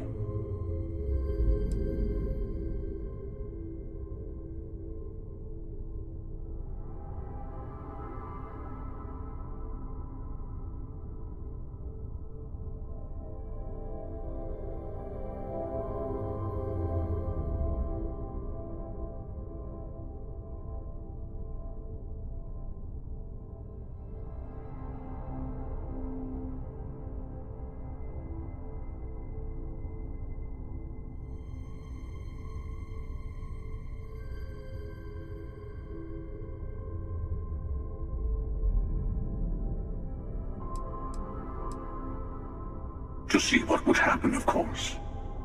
You might not understand just how many times I've done this. Usually, you're the one who ends up dead, and whoever cries over your body goes on to become the emissary. Sometimes I manage to get you all bunched up and take care of the problem in one go. Sometimes the emissary has gotten to me first, and I never arrive. Hundreds and hundreds of variations of me, hacking through Constellation. And it's almost never you. You making it to your ship on your own. It's new. I took it as a sign. I don't get many of those anymore.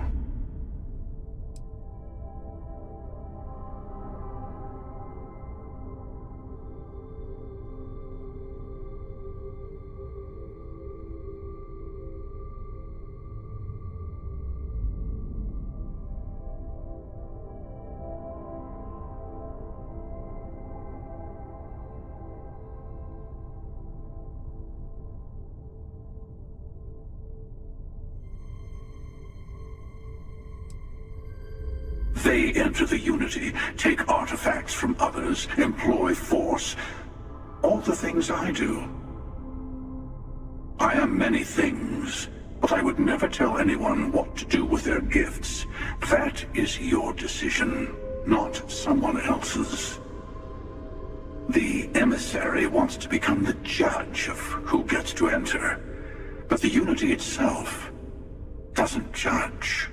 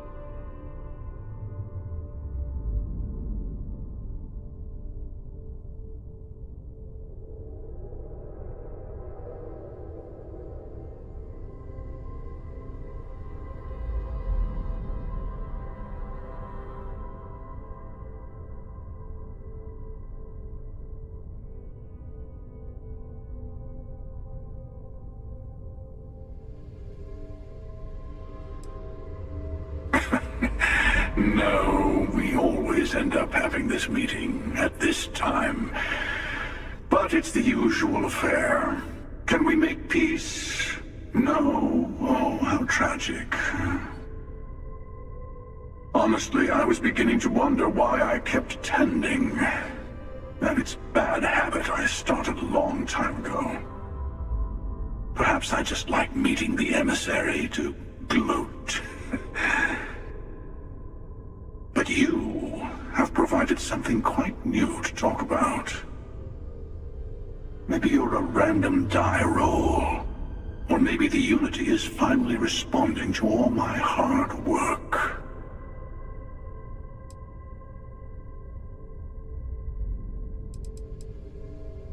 Whoever created the artifacts and built those temples is playing a game with us. One whose prize is access to the center of all creation. There are no rules. Whoever gets all the pieces wins. And I've won. Over and over. I don't kill for the Unity. I find the easiest pathway to it.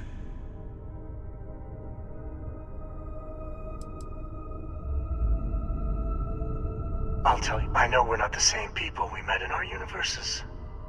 Still, it's good to see you again, old friend. Different. I never know who you are when I meet a new version. But so much of you stays the same. It's hard, but each universe is precious in its own way. Mine will never have its original you in it again. as yours won't have its real me. You've seen the terror the Hunter causes. Every time a Starborn goes through the Unity, they get more artifacts, find more temples, gain more power. We can't let more like him abuse these gifts to destroy whatever's in their way.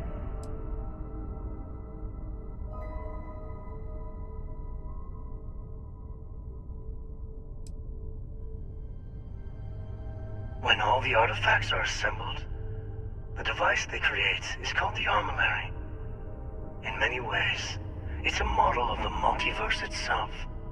Through it, you can reach the Unity. And from there, you can become Starborn. It is not an easy experience to describe, but the Unity will speak to you, offer you the chance to become Starborn.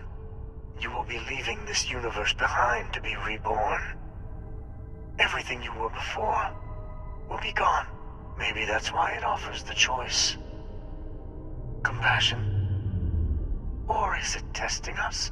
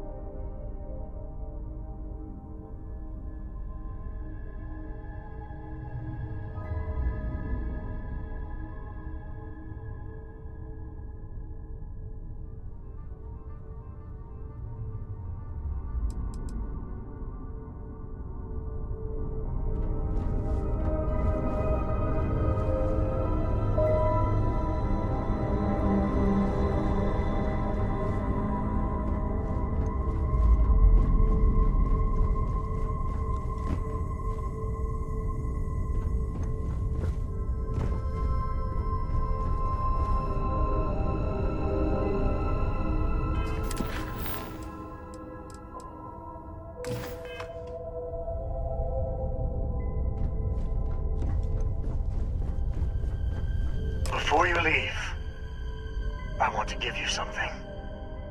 A way to another artifact, but also a lesson in how dangerous they can be. Seek the moon of old Earth. There are secrets there you must discover for yourself. Here, to open the way.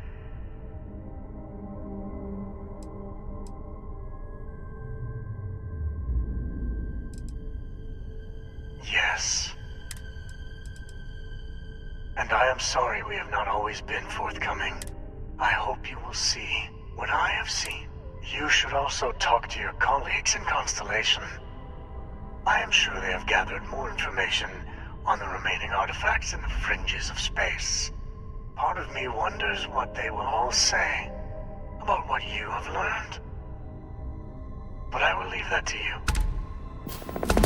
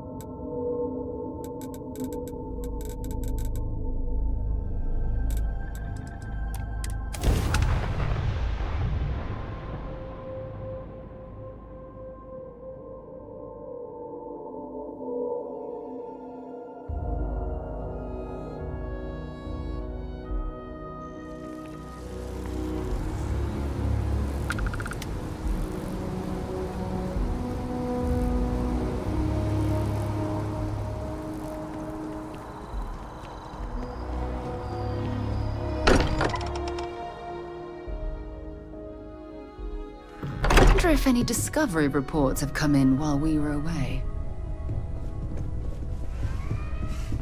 Hey, I've been talking with the others, and I'd like to get everyone together. To say goodbye. You know. To Sam.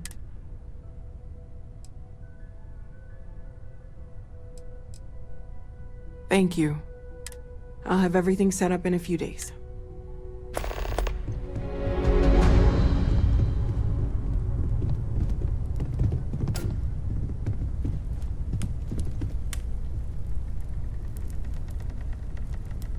Mateo told us about your pilgrim's voyage.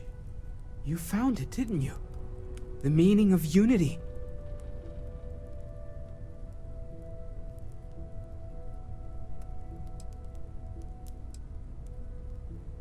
What? It can't be. Our colleague is alive in some alternate dimension? Am I hearing this right? Let's take a step back. This is everything we've been building towards, and the implications are a lot to take in. Could you explain the part about multiple universes one more time for everyone? Yes, I wouldn't mind a little more detail.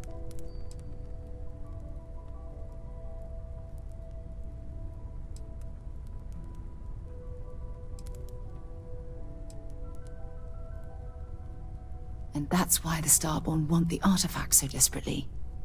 They're the keys to unlocking the infinite. I don't even want to think about the physiological changes you'd need to travel between universes. Plus what it would do to the mind? Enlightenment?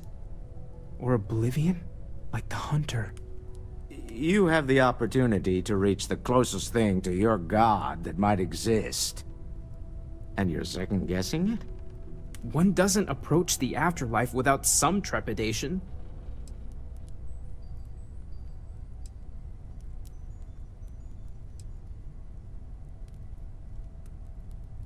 You're right. We have to see the unity for ourselves. I know this has been a lot for everyone to take in, but we finally have answers. Let's make the best of them. Not to make a sharp turn in a grand tale, but I got the eye fixed up. Bruised, but still blinking. Let me know when you're ready to follow up on what it's seen.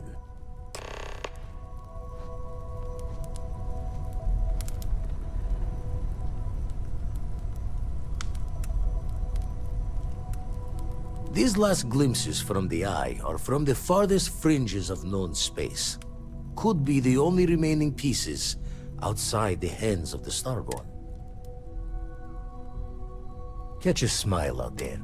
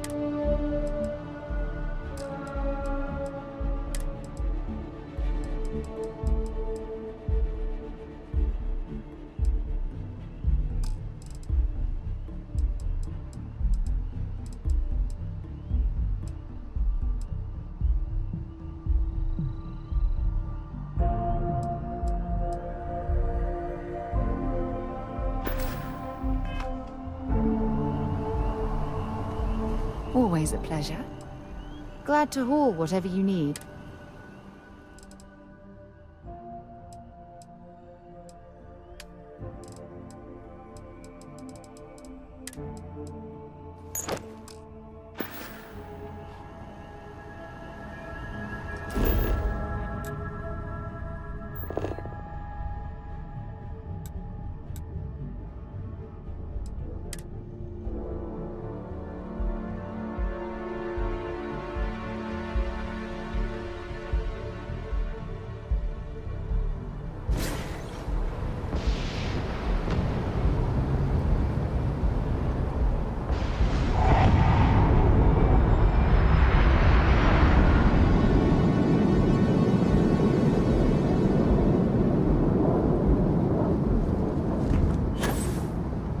Hey, what can I do for you?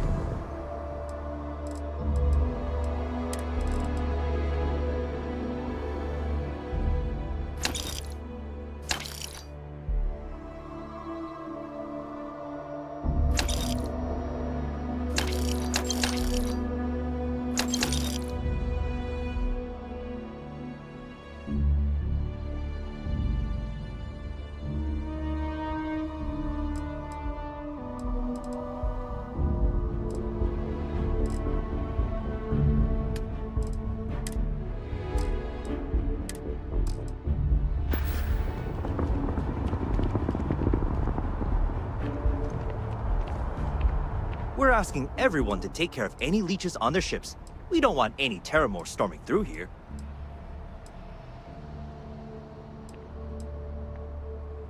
Okay, no problem.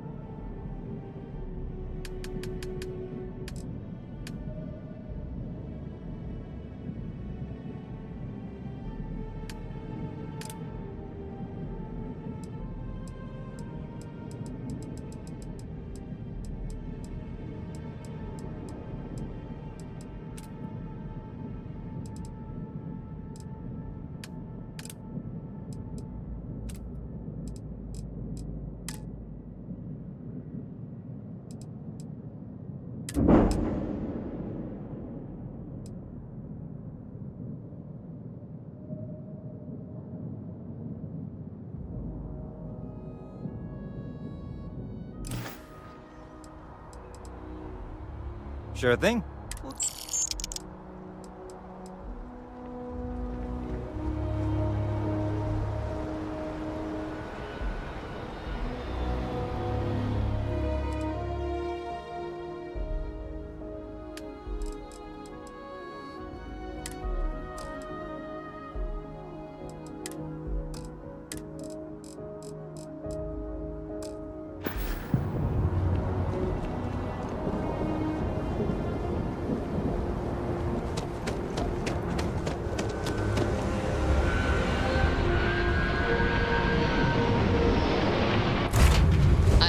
Get this ship moving.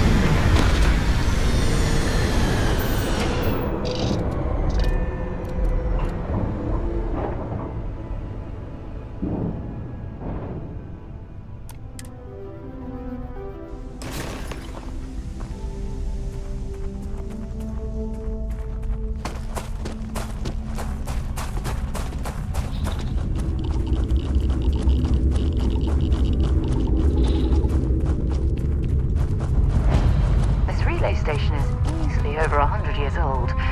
Original Nova Galactic construction is my guess. Built to stand the test of time.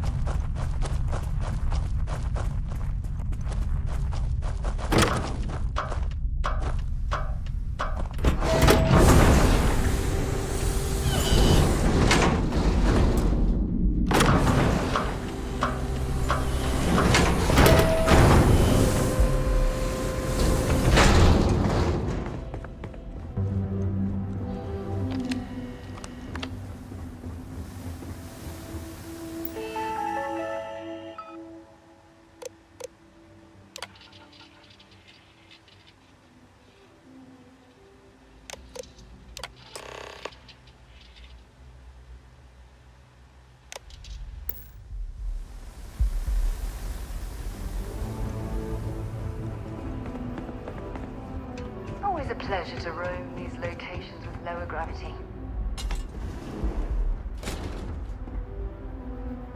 Look at the state of this facility. I wonder why this place was abandoned in such haste.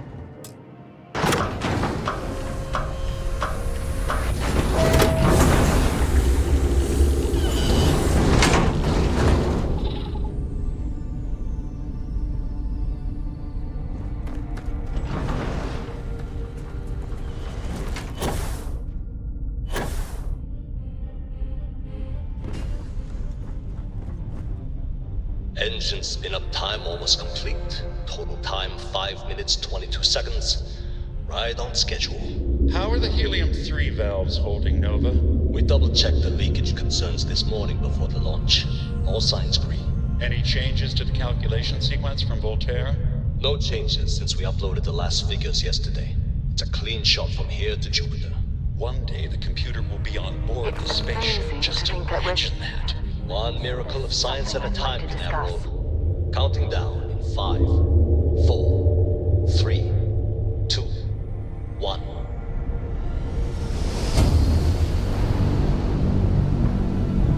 Canaveral, are you reading? All clear, Nova. Indicators look good. The ship should be cruising Jupiter's orbit right now. Visual confirmation will be possible in 32 minutes. Afraid the speed of light is on the slow side these days. How does it feel to break the laws of physics, Canaveral? We're all pretty excited down here in NASA, I won't lie.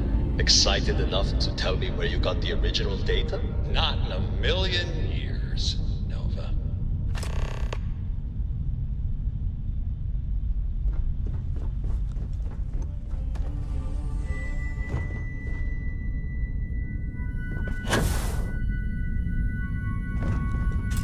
Forgive me for pulling you aside again, but, well, there's so much to process right now. The emissary, the hunter, the unity, an entire multiverse. That's an understatement. The fact that we are the origin of the Starborn. Humans literally reborn by entering the unity. The same, yet different. I feel like most of the knowledge we've amassed in the last few centuries about the universe has just been made obsolete.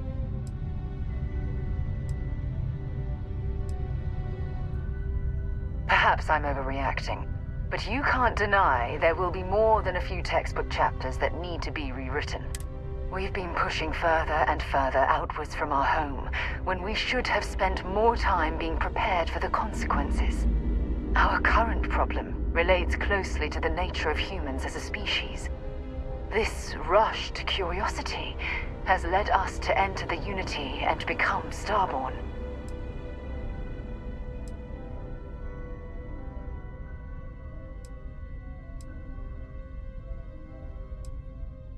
It certainly is. Without curiosity, our motivation to explore would vanish. But in this case, there's a difference between exploring the cosmos and blindly entering the unknown without being prepared for the consequence. Yes, and look what it's cost us. Here we are, caught in the middle of some sort of needlessly violent crusade between the hunter and the emissary. You'd think that a technologically advanced society would have evolved past petty squabbling over something like the artifacts. It almost makes me wonder if entering the Unity has done them more harm than good.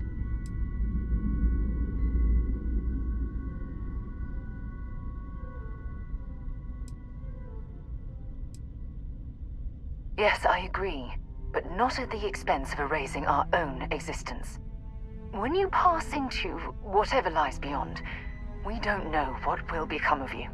Will you remember your life as you knew it? Will the hunger to collect the artifacts consume your life like it's clearly consumed the Starborn?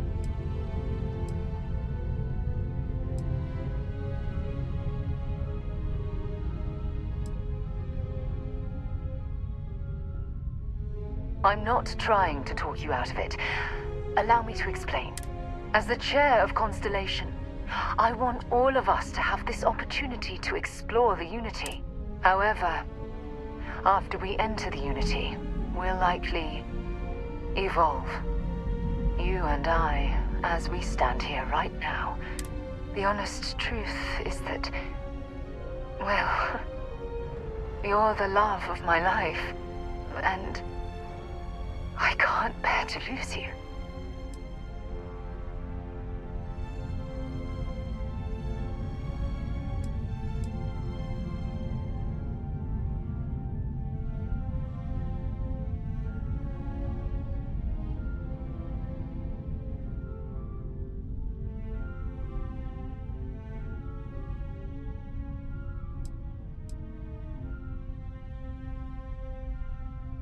I do love you. That's why this decision is tearing me apart. Listen, I realize nothing that I say is ever going to change your mind or diminish the enticement of this incredible opportunity. All I ask is that you research the facts before you blindly stumble off into the unknown. I don't know if I'm ready to make that leap. Well, I suppose I've ruined the moment again. I'll let you get back to whatever you were doing.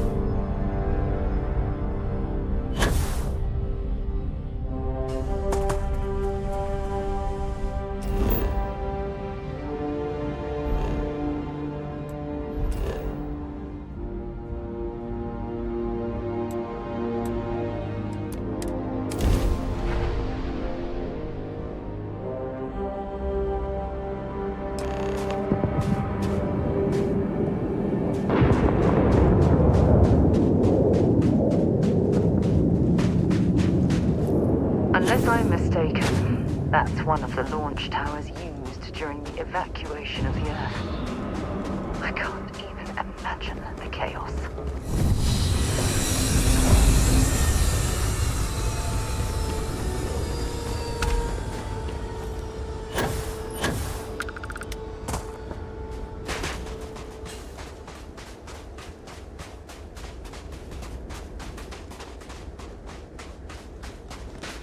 The most likely way into the NASA facility would be via an elevator shaft taking us straight down.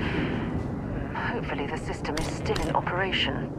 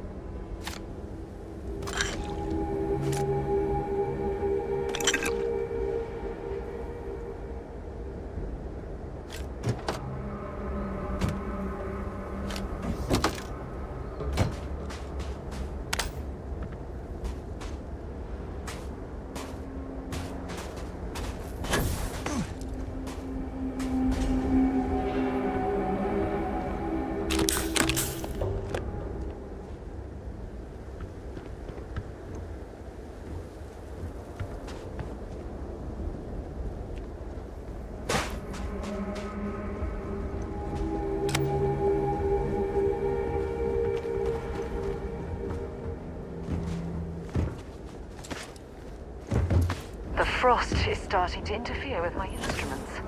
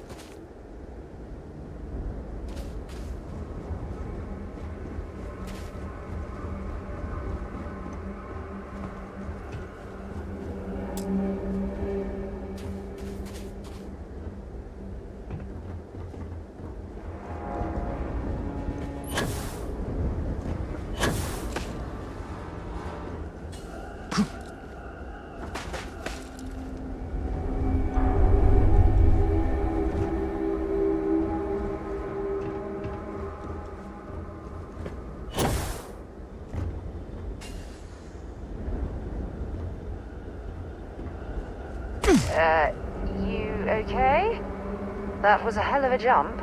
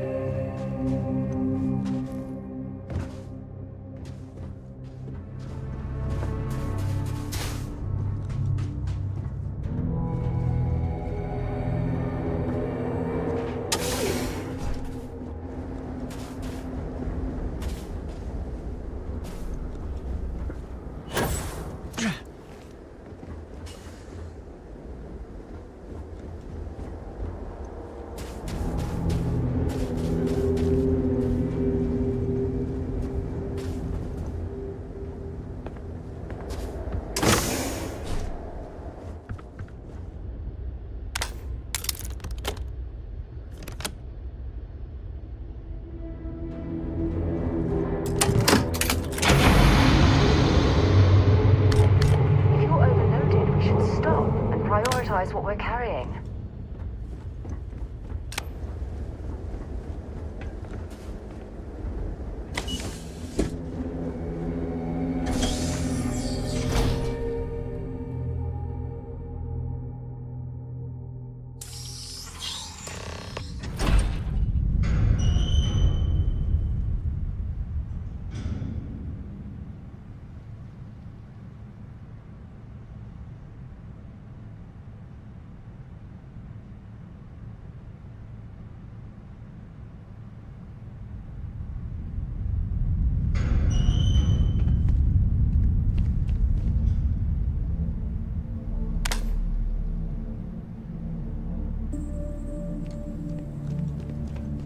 This looks like it was some type of crew preparation area.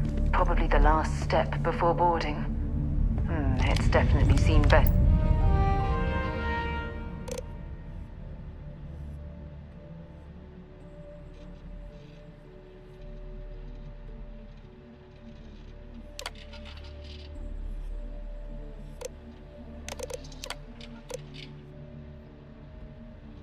Station log. Dr. Judith Tatienne. The recent delivery from Mars is unsettling. I was expecting rock samples or maybe fossils of microbial life. Instead, Dr. Victor Isa comes with 2 members of the military. Everything they've brought back is under wraps. What could a theoretical physicist need with a sample from Mars? Station log. Dr. Judith Tatien.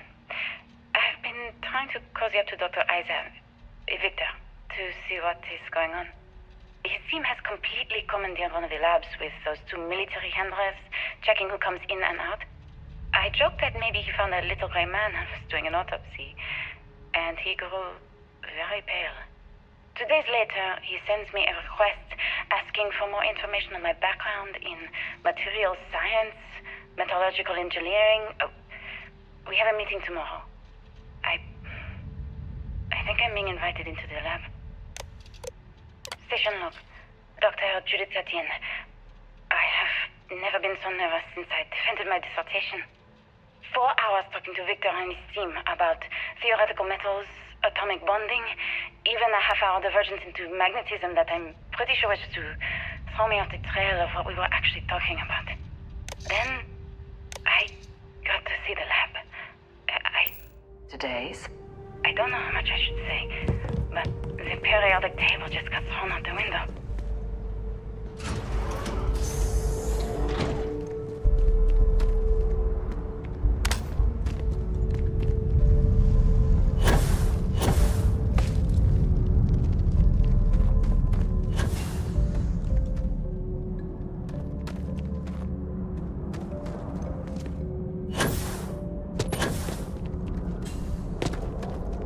Look at all this structural damage.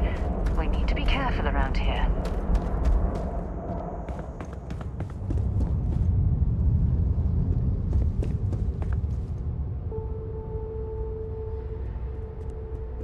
Oh my goodness. Some of the artifacts here are from the earliest years of NASA. Oh, what a shame all of this was left behind to deteriorate.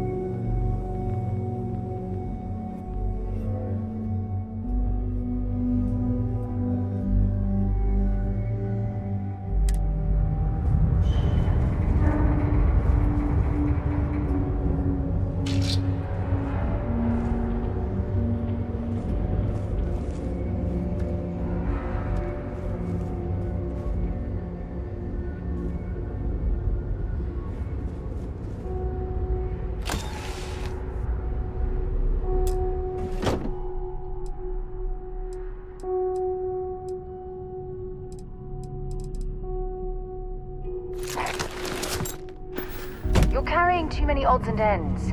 Time to let something go.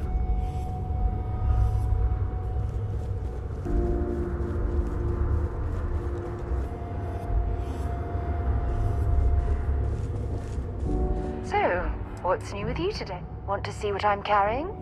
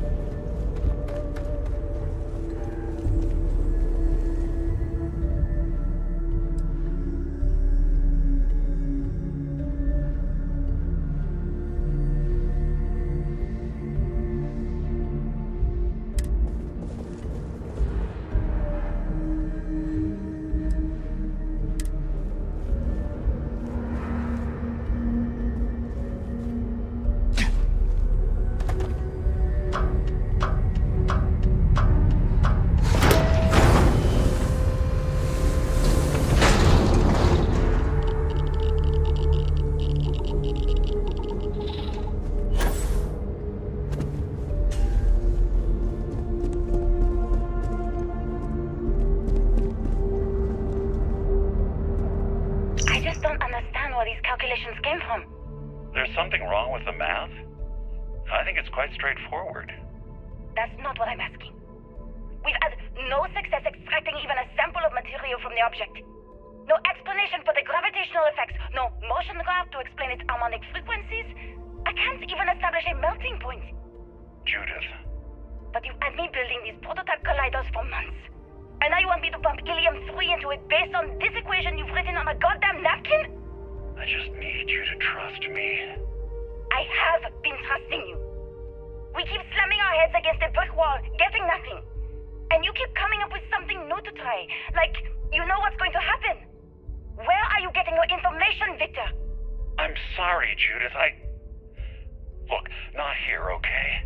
Somewhere off base. I'll tell you everything. But I'm not lying, okay? We're going to discover something important here. I promise.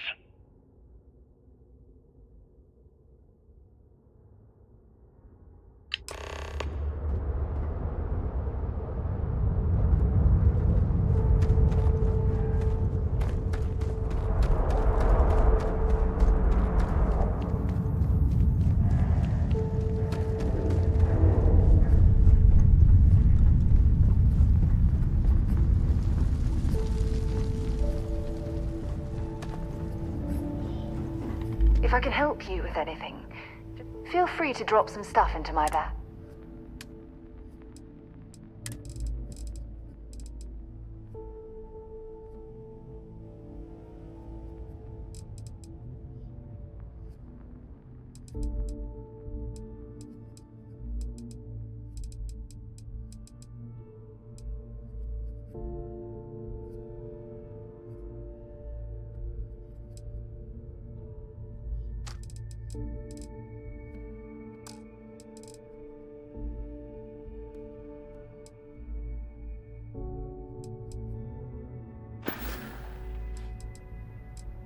They were clearly testing space habitat viability in this area. It seems as if the inevitable was on the horizon.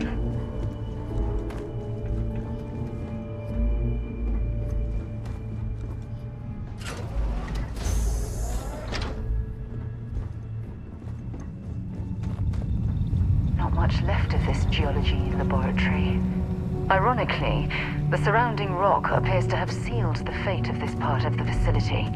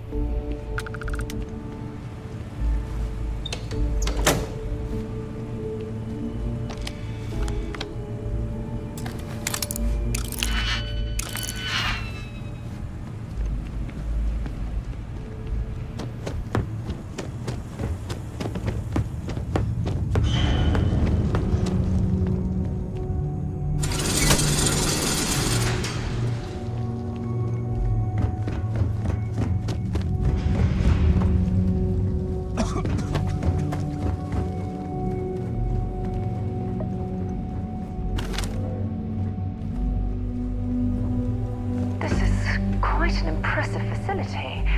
The logistics it must have taken to build it this deep underground. It's astonishing.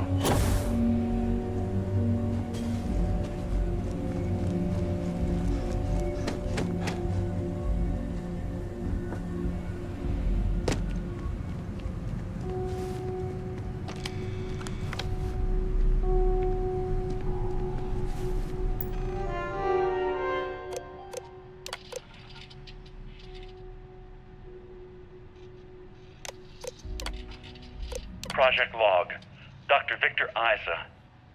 We turned on the prototype today.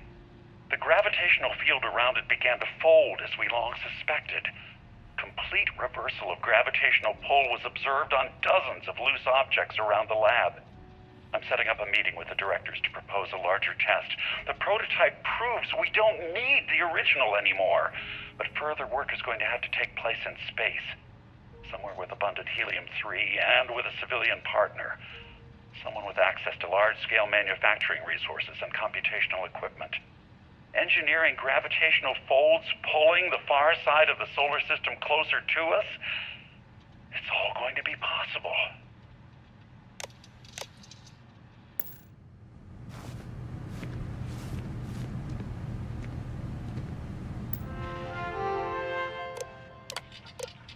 Project Log, Dr. Judith Tatien. I watched the gravjet tests from the moon today. It was the first time we were able to talk to the team at Nova Galactic directly. So many things were under wraps before, but now everyone wants all the publicity they can get. I'm already seeing proposals for manufacturing androids of drives, expeditions to Alpha Centauri and beyond. It's also overwhelming and worrying. It could take years, decades, before we know what all these side effects of operating a grav drive can be. But no one wants to hear that right now. Like a bunch of pioneers racing towards the edges of the frontier without knowing about the grizzly bears in the mountains.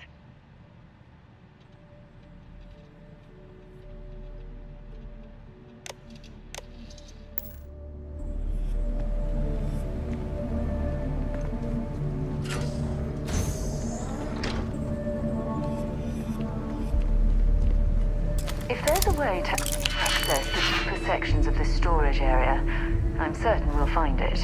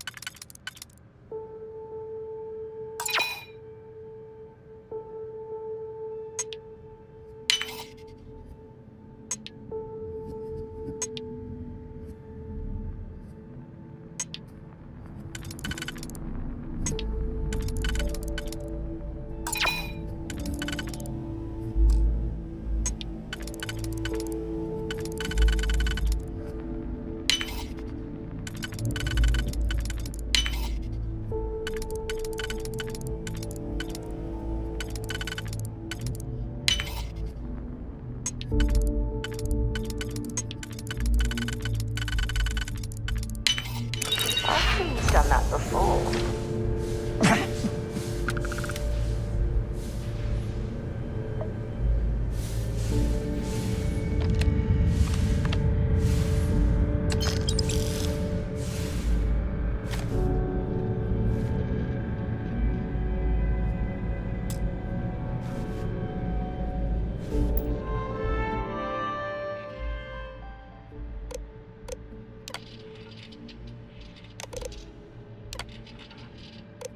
I never actually got to visit your labs back when we were working on the grav drive projects.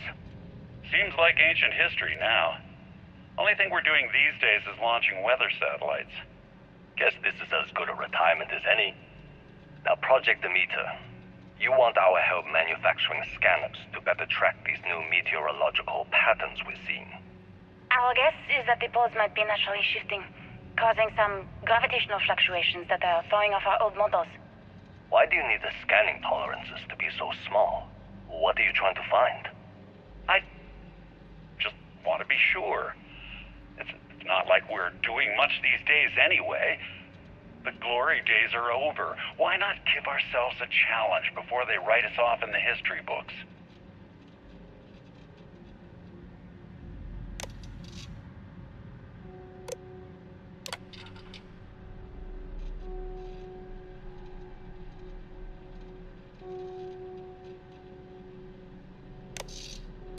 I know what I'm seeing, Victor. The data coming back from these satellites is very clear. It's the grav drives. All those jumps from the moon. At this rate, Earth's atmosphere is going to start sputtering out into space. Can the drives be fixed? I'm working on some designs that should discreetly solve the problem, under the guise of an emergency update to the fueling pumps. We're talking about the end of Earth, and you're trying to be subtle about it. Judith, the last thing we need is people losing faith in grav drive technology. That might be our only option. To what? Are you seriously saying we should abandon Earth? The timeline is under 50 years. A blink of an eye for a planet, but more than enough time for a human exodus. And what do we tell people? We say it's an act of God, one that science has found a solution for. Time for humanity to take its place in the stars. You knew, didn't you? You lied to me. All this time, I dedicated my life to this discovery, Victor. And you knew we were going to kill off our planet? You haven't seen the future I've seen. There's an infinite expanse of promise out there. A meteor could have hit Earth, a plague, another world war. Colonizing other galaxies secures humanity's future for all coming generations, across all time. At the expense of our home. Stop it, both of you. All that matters is building enough ships to get everyone off this planet. And we need to start now. I'll draft up a statement. We'll need to address the entire international community. I'm sorry, Judith. There isn't a planet in this universe that will be far enough away from you, Victor. We are never speaking again after this is over. My name is Dr. Victor Isa. And if you're listening to this, then you probably already know the truth. I was young when I first headed the retrieval team of an odd gravitational anomaly on Mars. But I kept what really happened that day hidden from everyone except one other person. Even she didn't believe me at first. But I have no reason to lie to anyone now, so I hope you'll accept this confession, whoever you are. When I touched the anomaly, I experienced 12 days of lost time. I met myself. He told me everything that has since come true. The grav drive equations, the tests on the moon, Earth's atmosphere sputtering away because of what we had done. But he also told me about a city thriving on a planet orbiting a distant star. Human culture, art, music, lifestyles evolving and shining brightly across all of space. What price would I be willing to pay for that future? Maybe you don't believe me.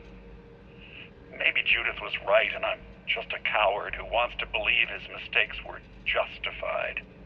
But everyone has forgotten about the real origins of the grav drive, this artifact from Mars. I hope you make better use of it than I did.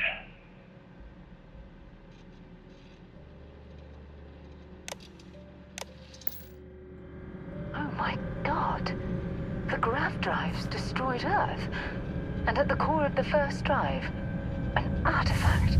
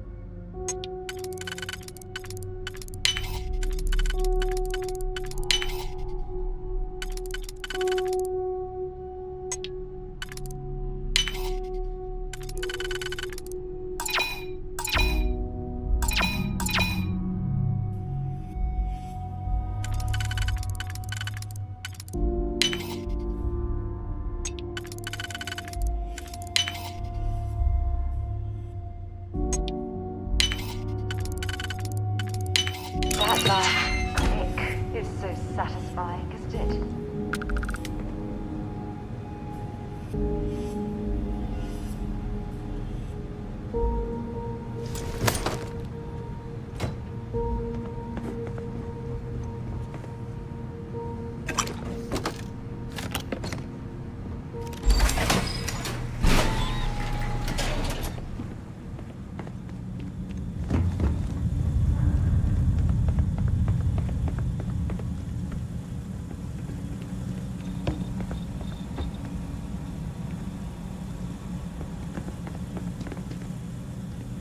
If you want help, I'm here.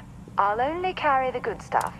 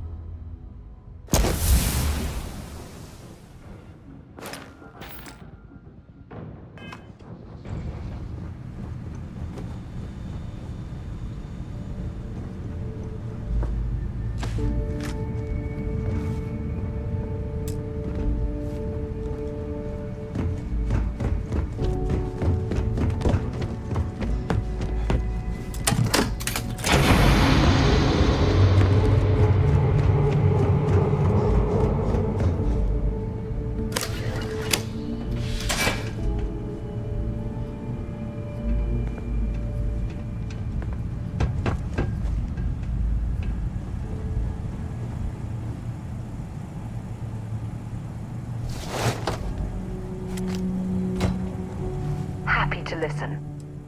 I'd be happy to carry.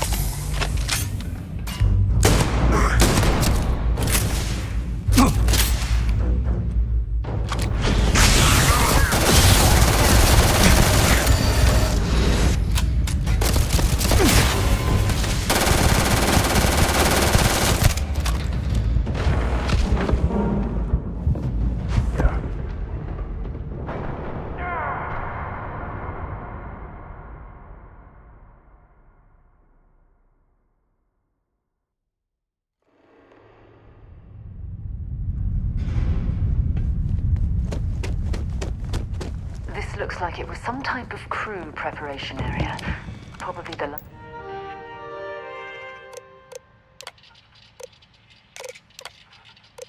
Station log.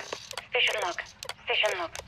Dr. Judith Last step before boarding. I have never been so nervous since I defended my dissertation. 4 hours talking to Victor and his team about theoretical metals, atomic bonding, even a half-hour divergence into magnetism that I'm pretty sure was to throw me off the trail of what we were actually talking about. Then, I got to see the lab. I don't know how much I should say, but the periodic table just got thrown out the window. Happy to listen. I'd be happy to get...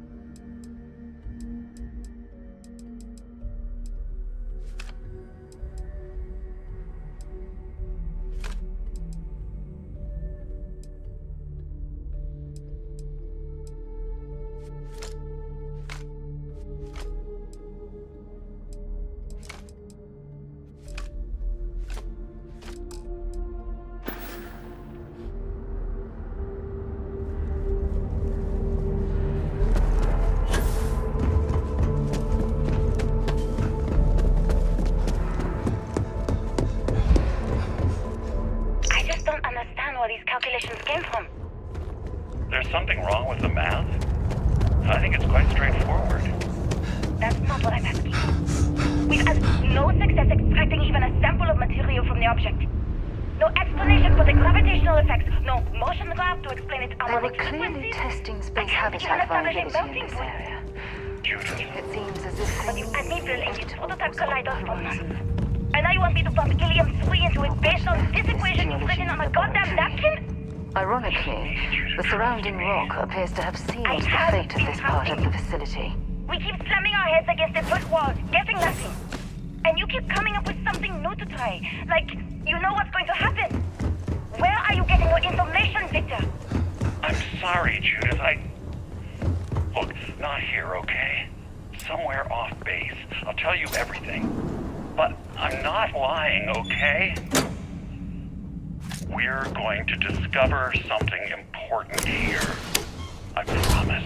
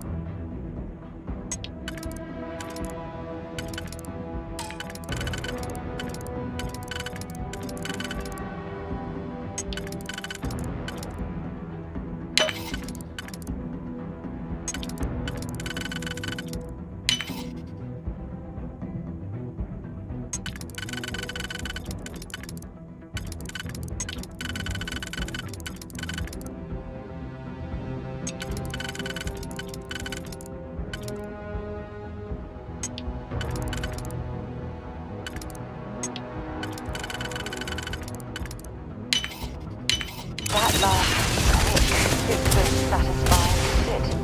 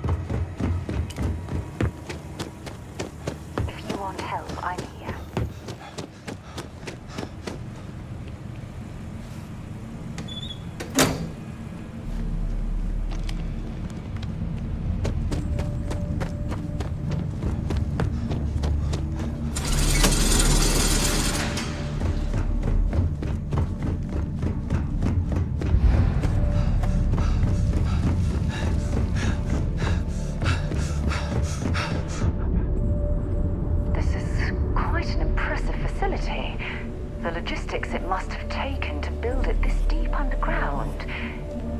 It's astonishing.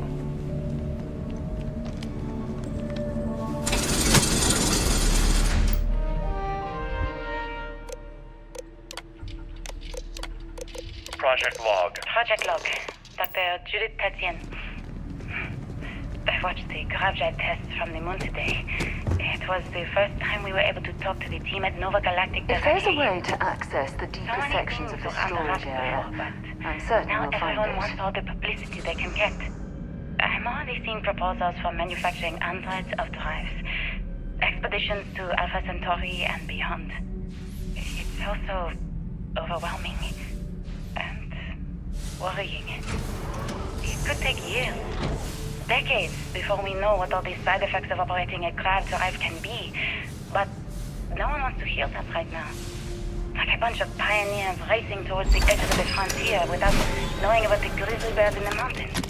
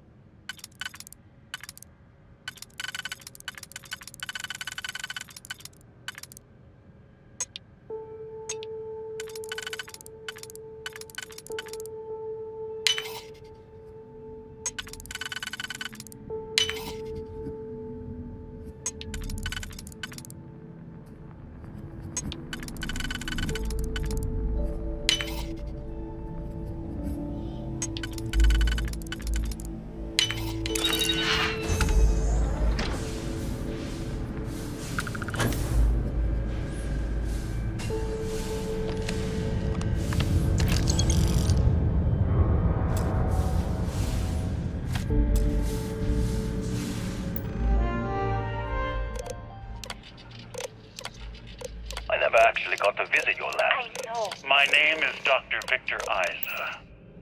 And if you're listening to this, you probably already know the truth. I was young when I first headed the retrieval team of an odd gravitational anomaly on Mars. But I kept what really happened that day hidden from everyone except one other person. Even she didn't believe me at first. But I have no reason to lie to anyone now, so I hope you'll accept this confession, whoever you are. When I touched the anomaly, I experienced 12 days of lost time. I met myself. He told me everything that has since come true. The grav drive equation, the tests on the moon, Earth's atmosphere sputtering away because of what we had done.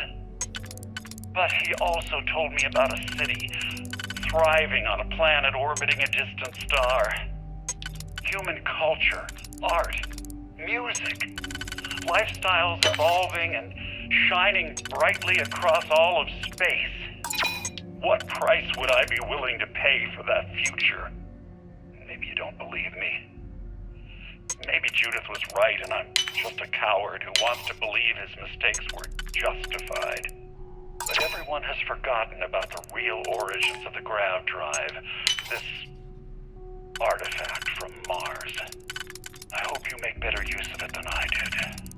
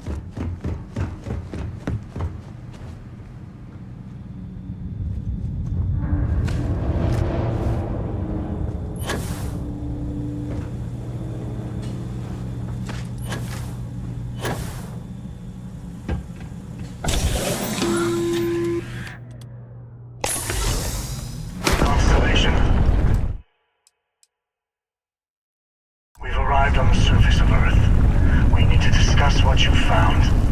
And it looks like other Starborn got here before us. So, you might have company.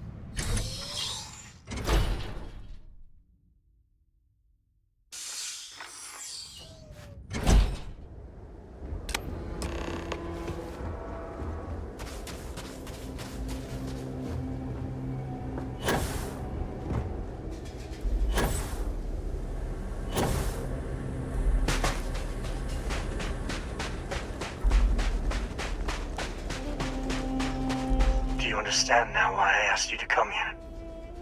The artifacts unlocked the secret of interstellar travel. At the cost of Earth.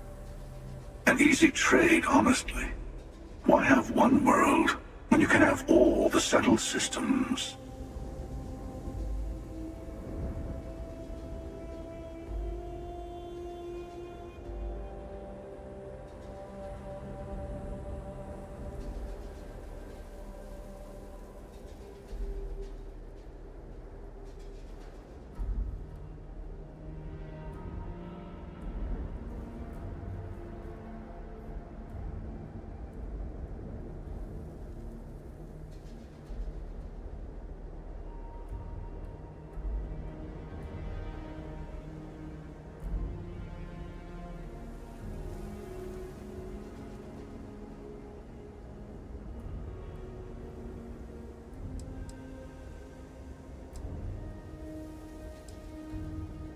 Every grav drive in the settled systems was built on technology that came from an artifact that was discovered on Mars. But these early drives shook the gravity field surrounding Earth. Eventually, the atmosphere started to slowly sputter away into... That is why Earth is uninhabitable. The artifact gave the scientists a greater understanding of time and space, but not the wisdom to see where that would lead. The settled systems wouldn't exist without the artifacts, in other words. We owe what happened here in NASA a great debt.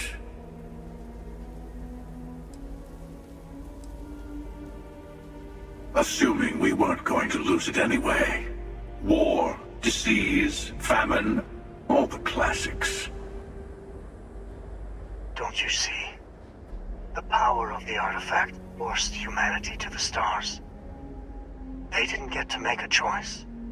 How many would have chosen Earth? What gave Victor Isa the right to choose for them? You see the hypocrisy in what the emissary is saying, right? They don't want to rob people of their free will, but then they steal the artifacts for themselves. In the wrong hands, the power of the artifacts can make anyone a tyrant. That is why we watch over them. The only thing you're watching out for is yourself.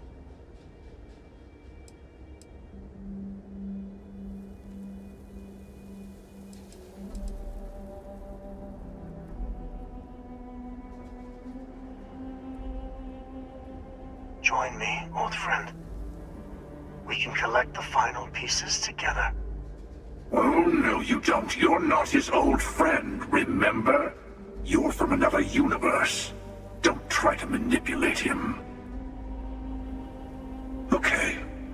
I couldn't win you over on philosophy. How about pragmatism? I'm more powerful than the emissary. Than any other Starborn. And you might not understand why, but I want you to succeed. You've never gotten this far before.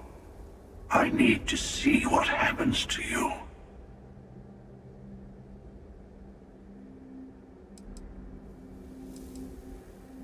Thank you. Well, can't say I didn't try. We'll settle this at the usual place. The buried temple. We'll be there. You're lucky I'm a man of my word. I'll see you there. Stay for a moment. You must have questions about what happens next. We will not be able to go to the buried temple right away. There are still other artifacts out there in the settled systems that haven't been gathered. You will need to work with your colleagues in Constellation to find them.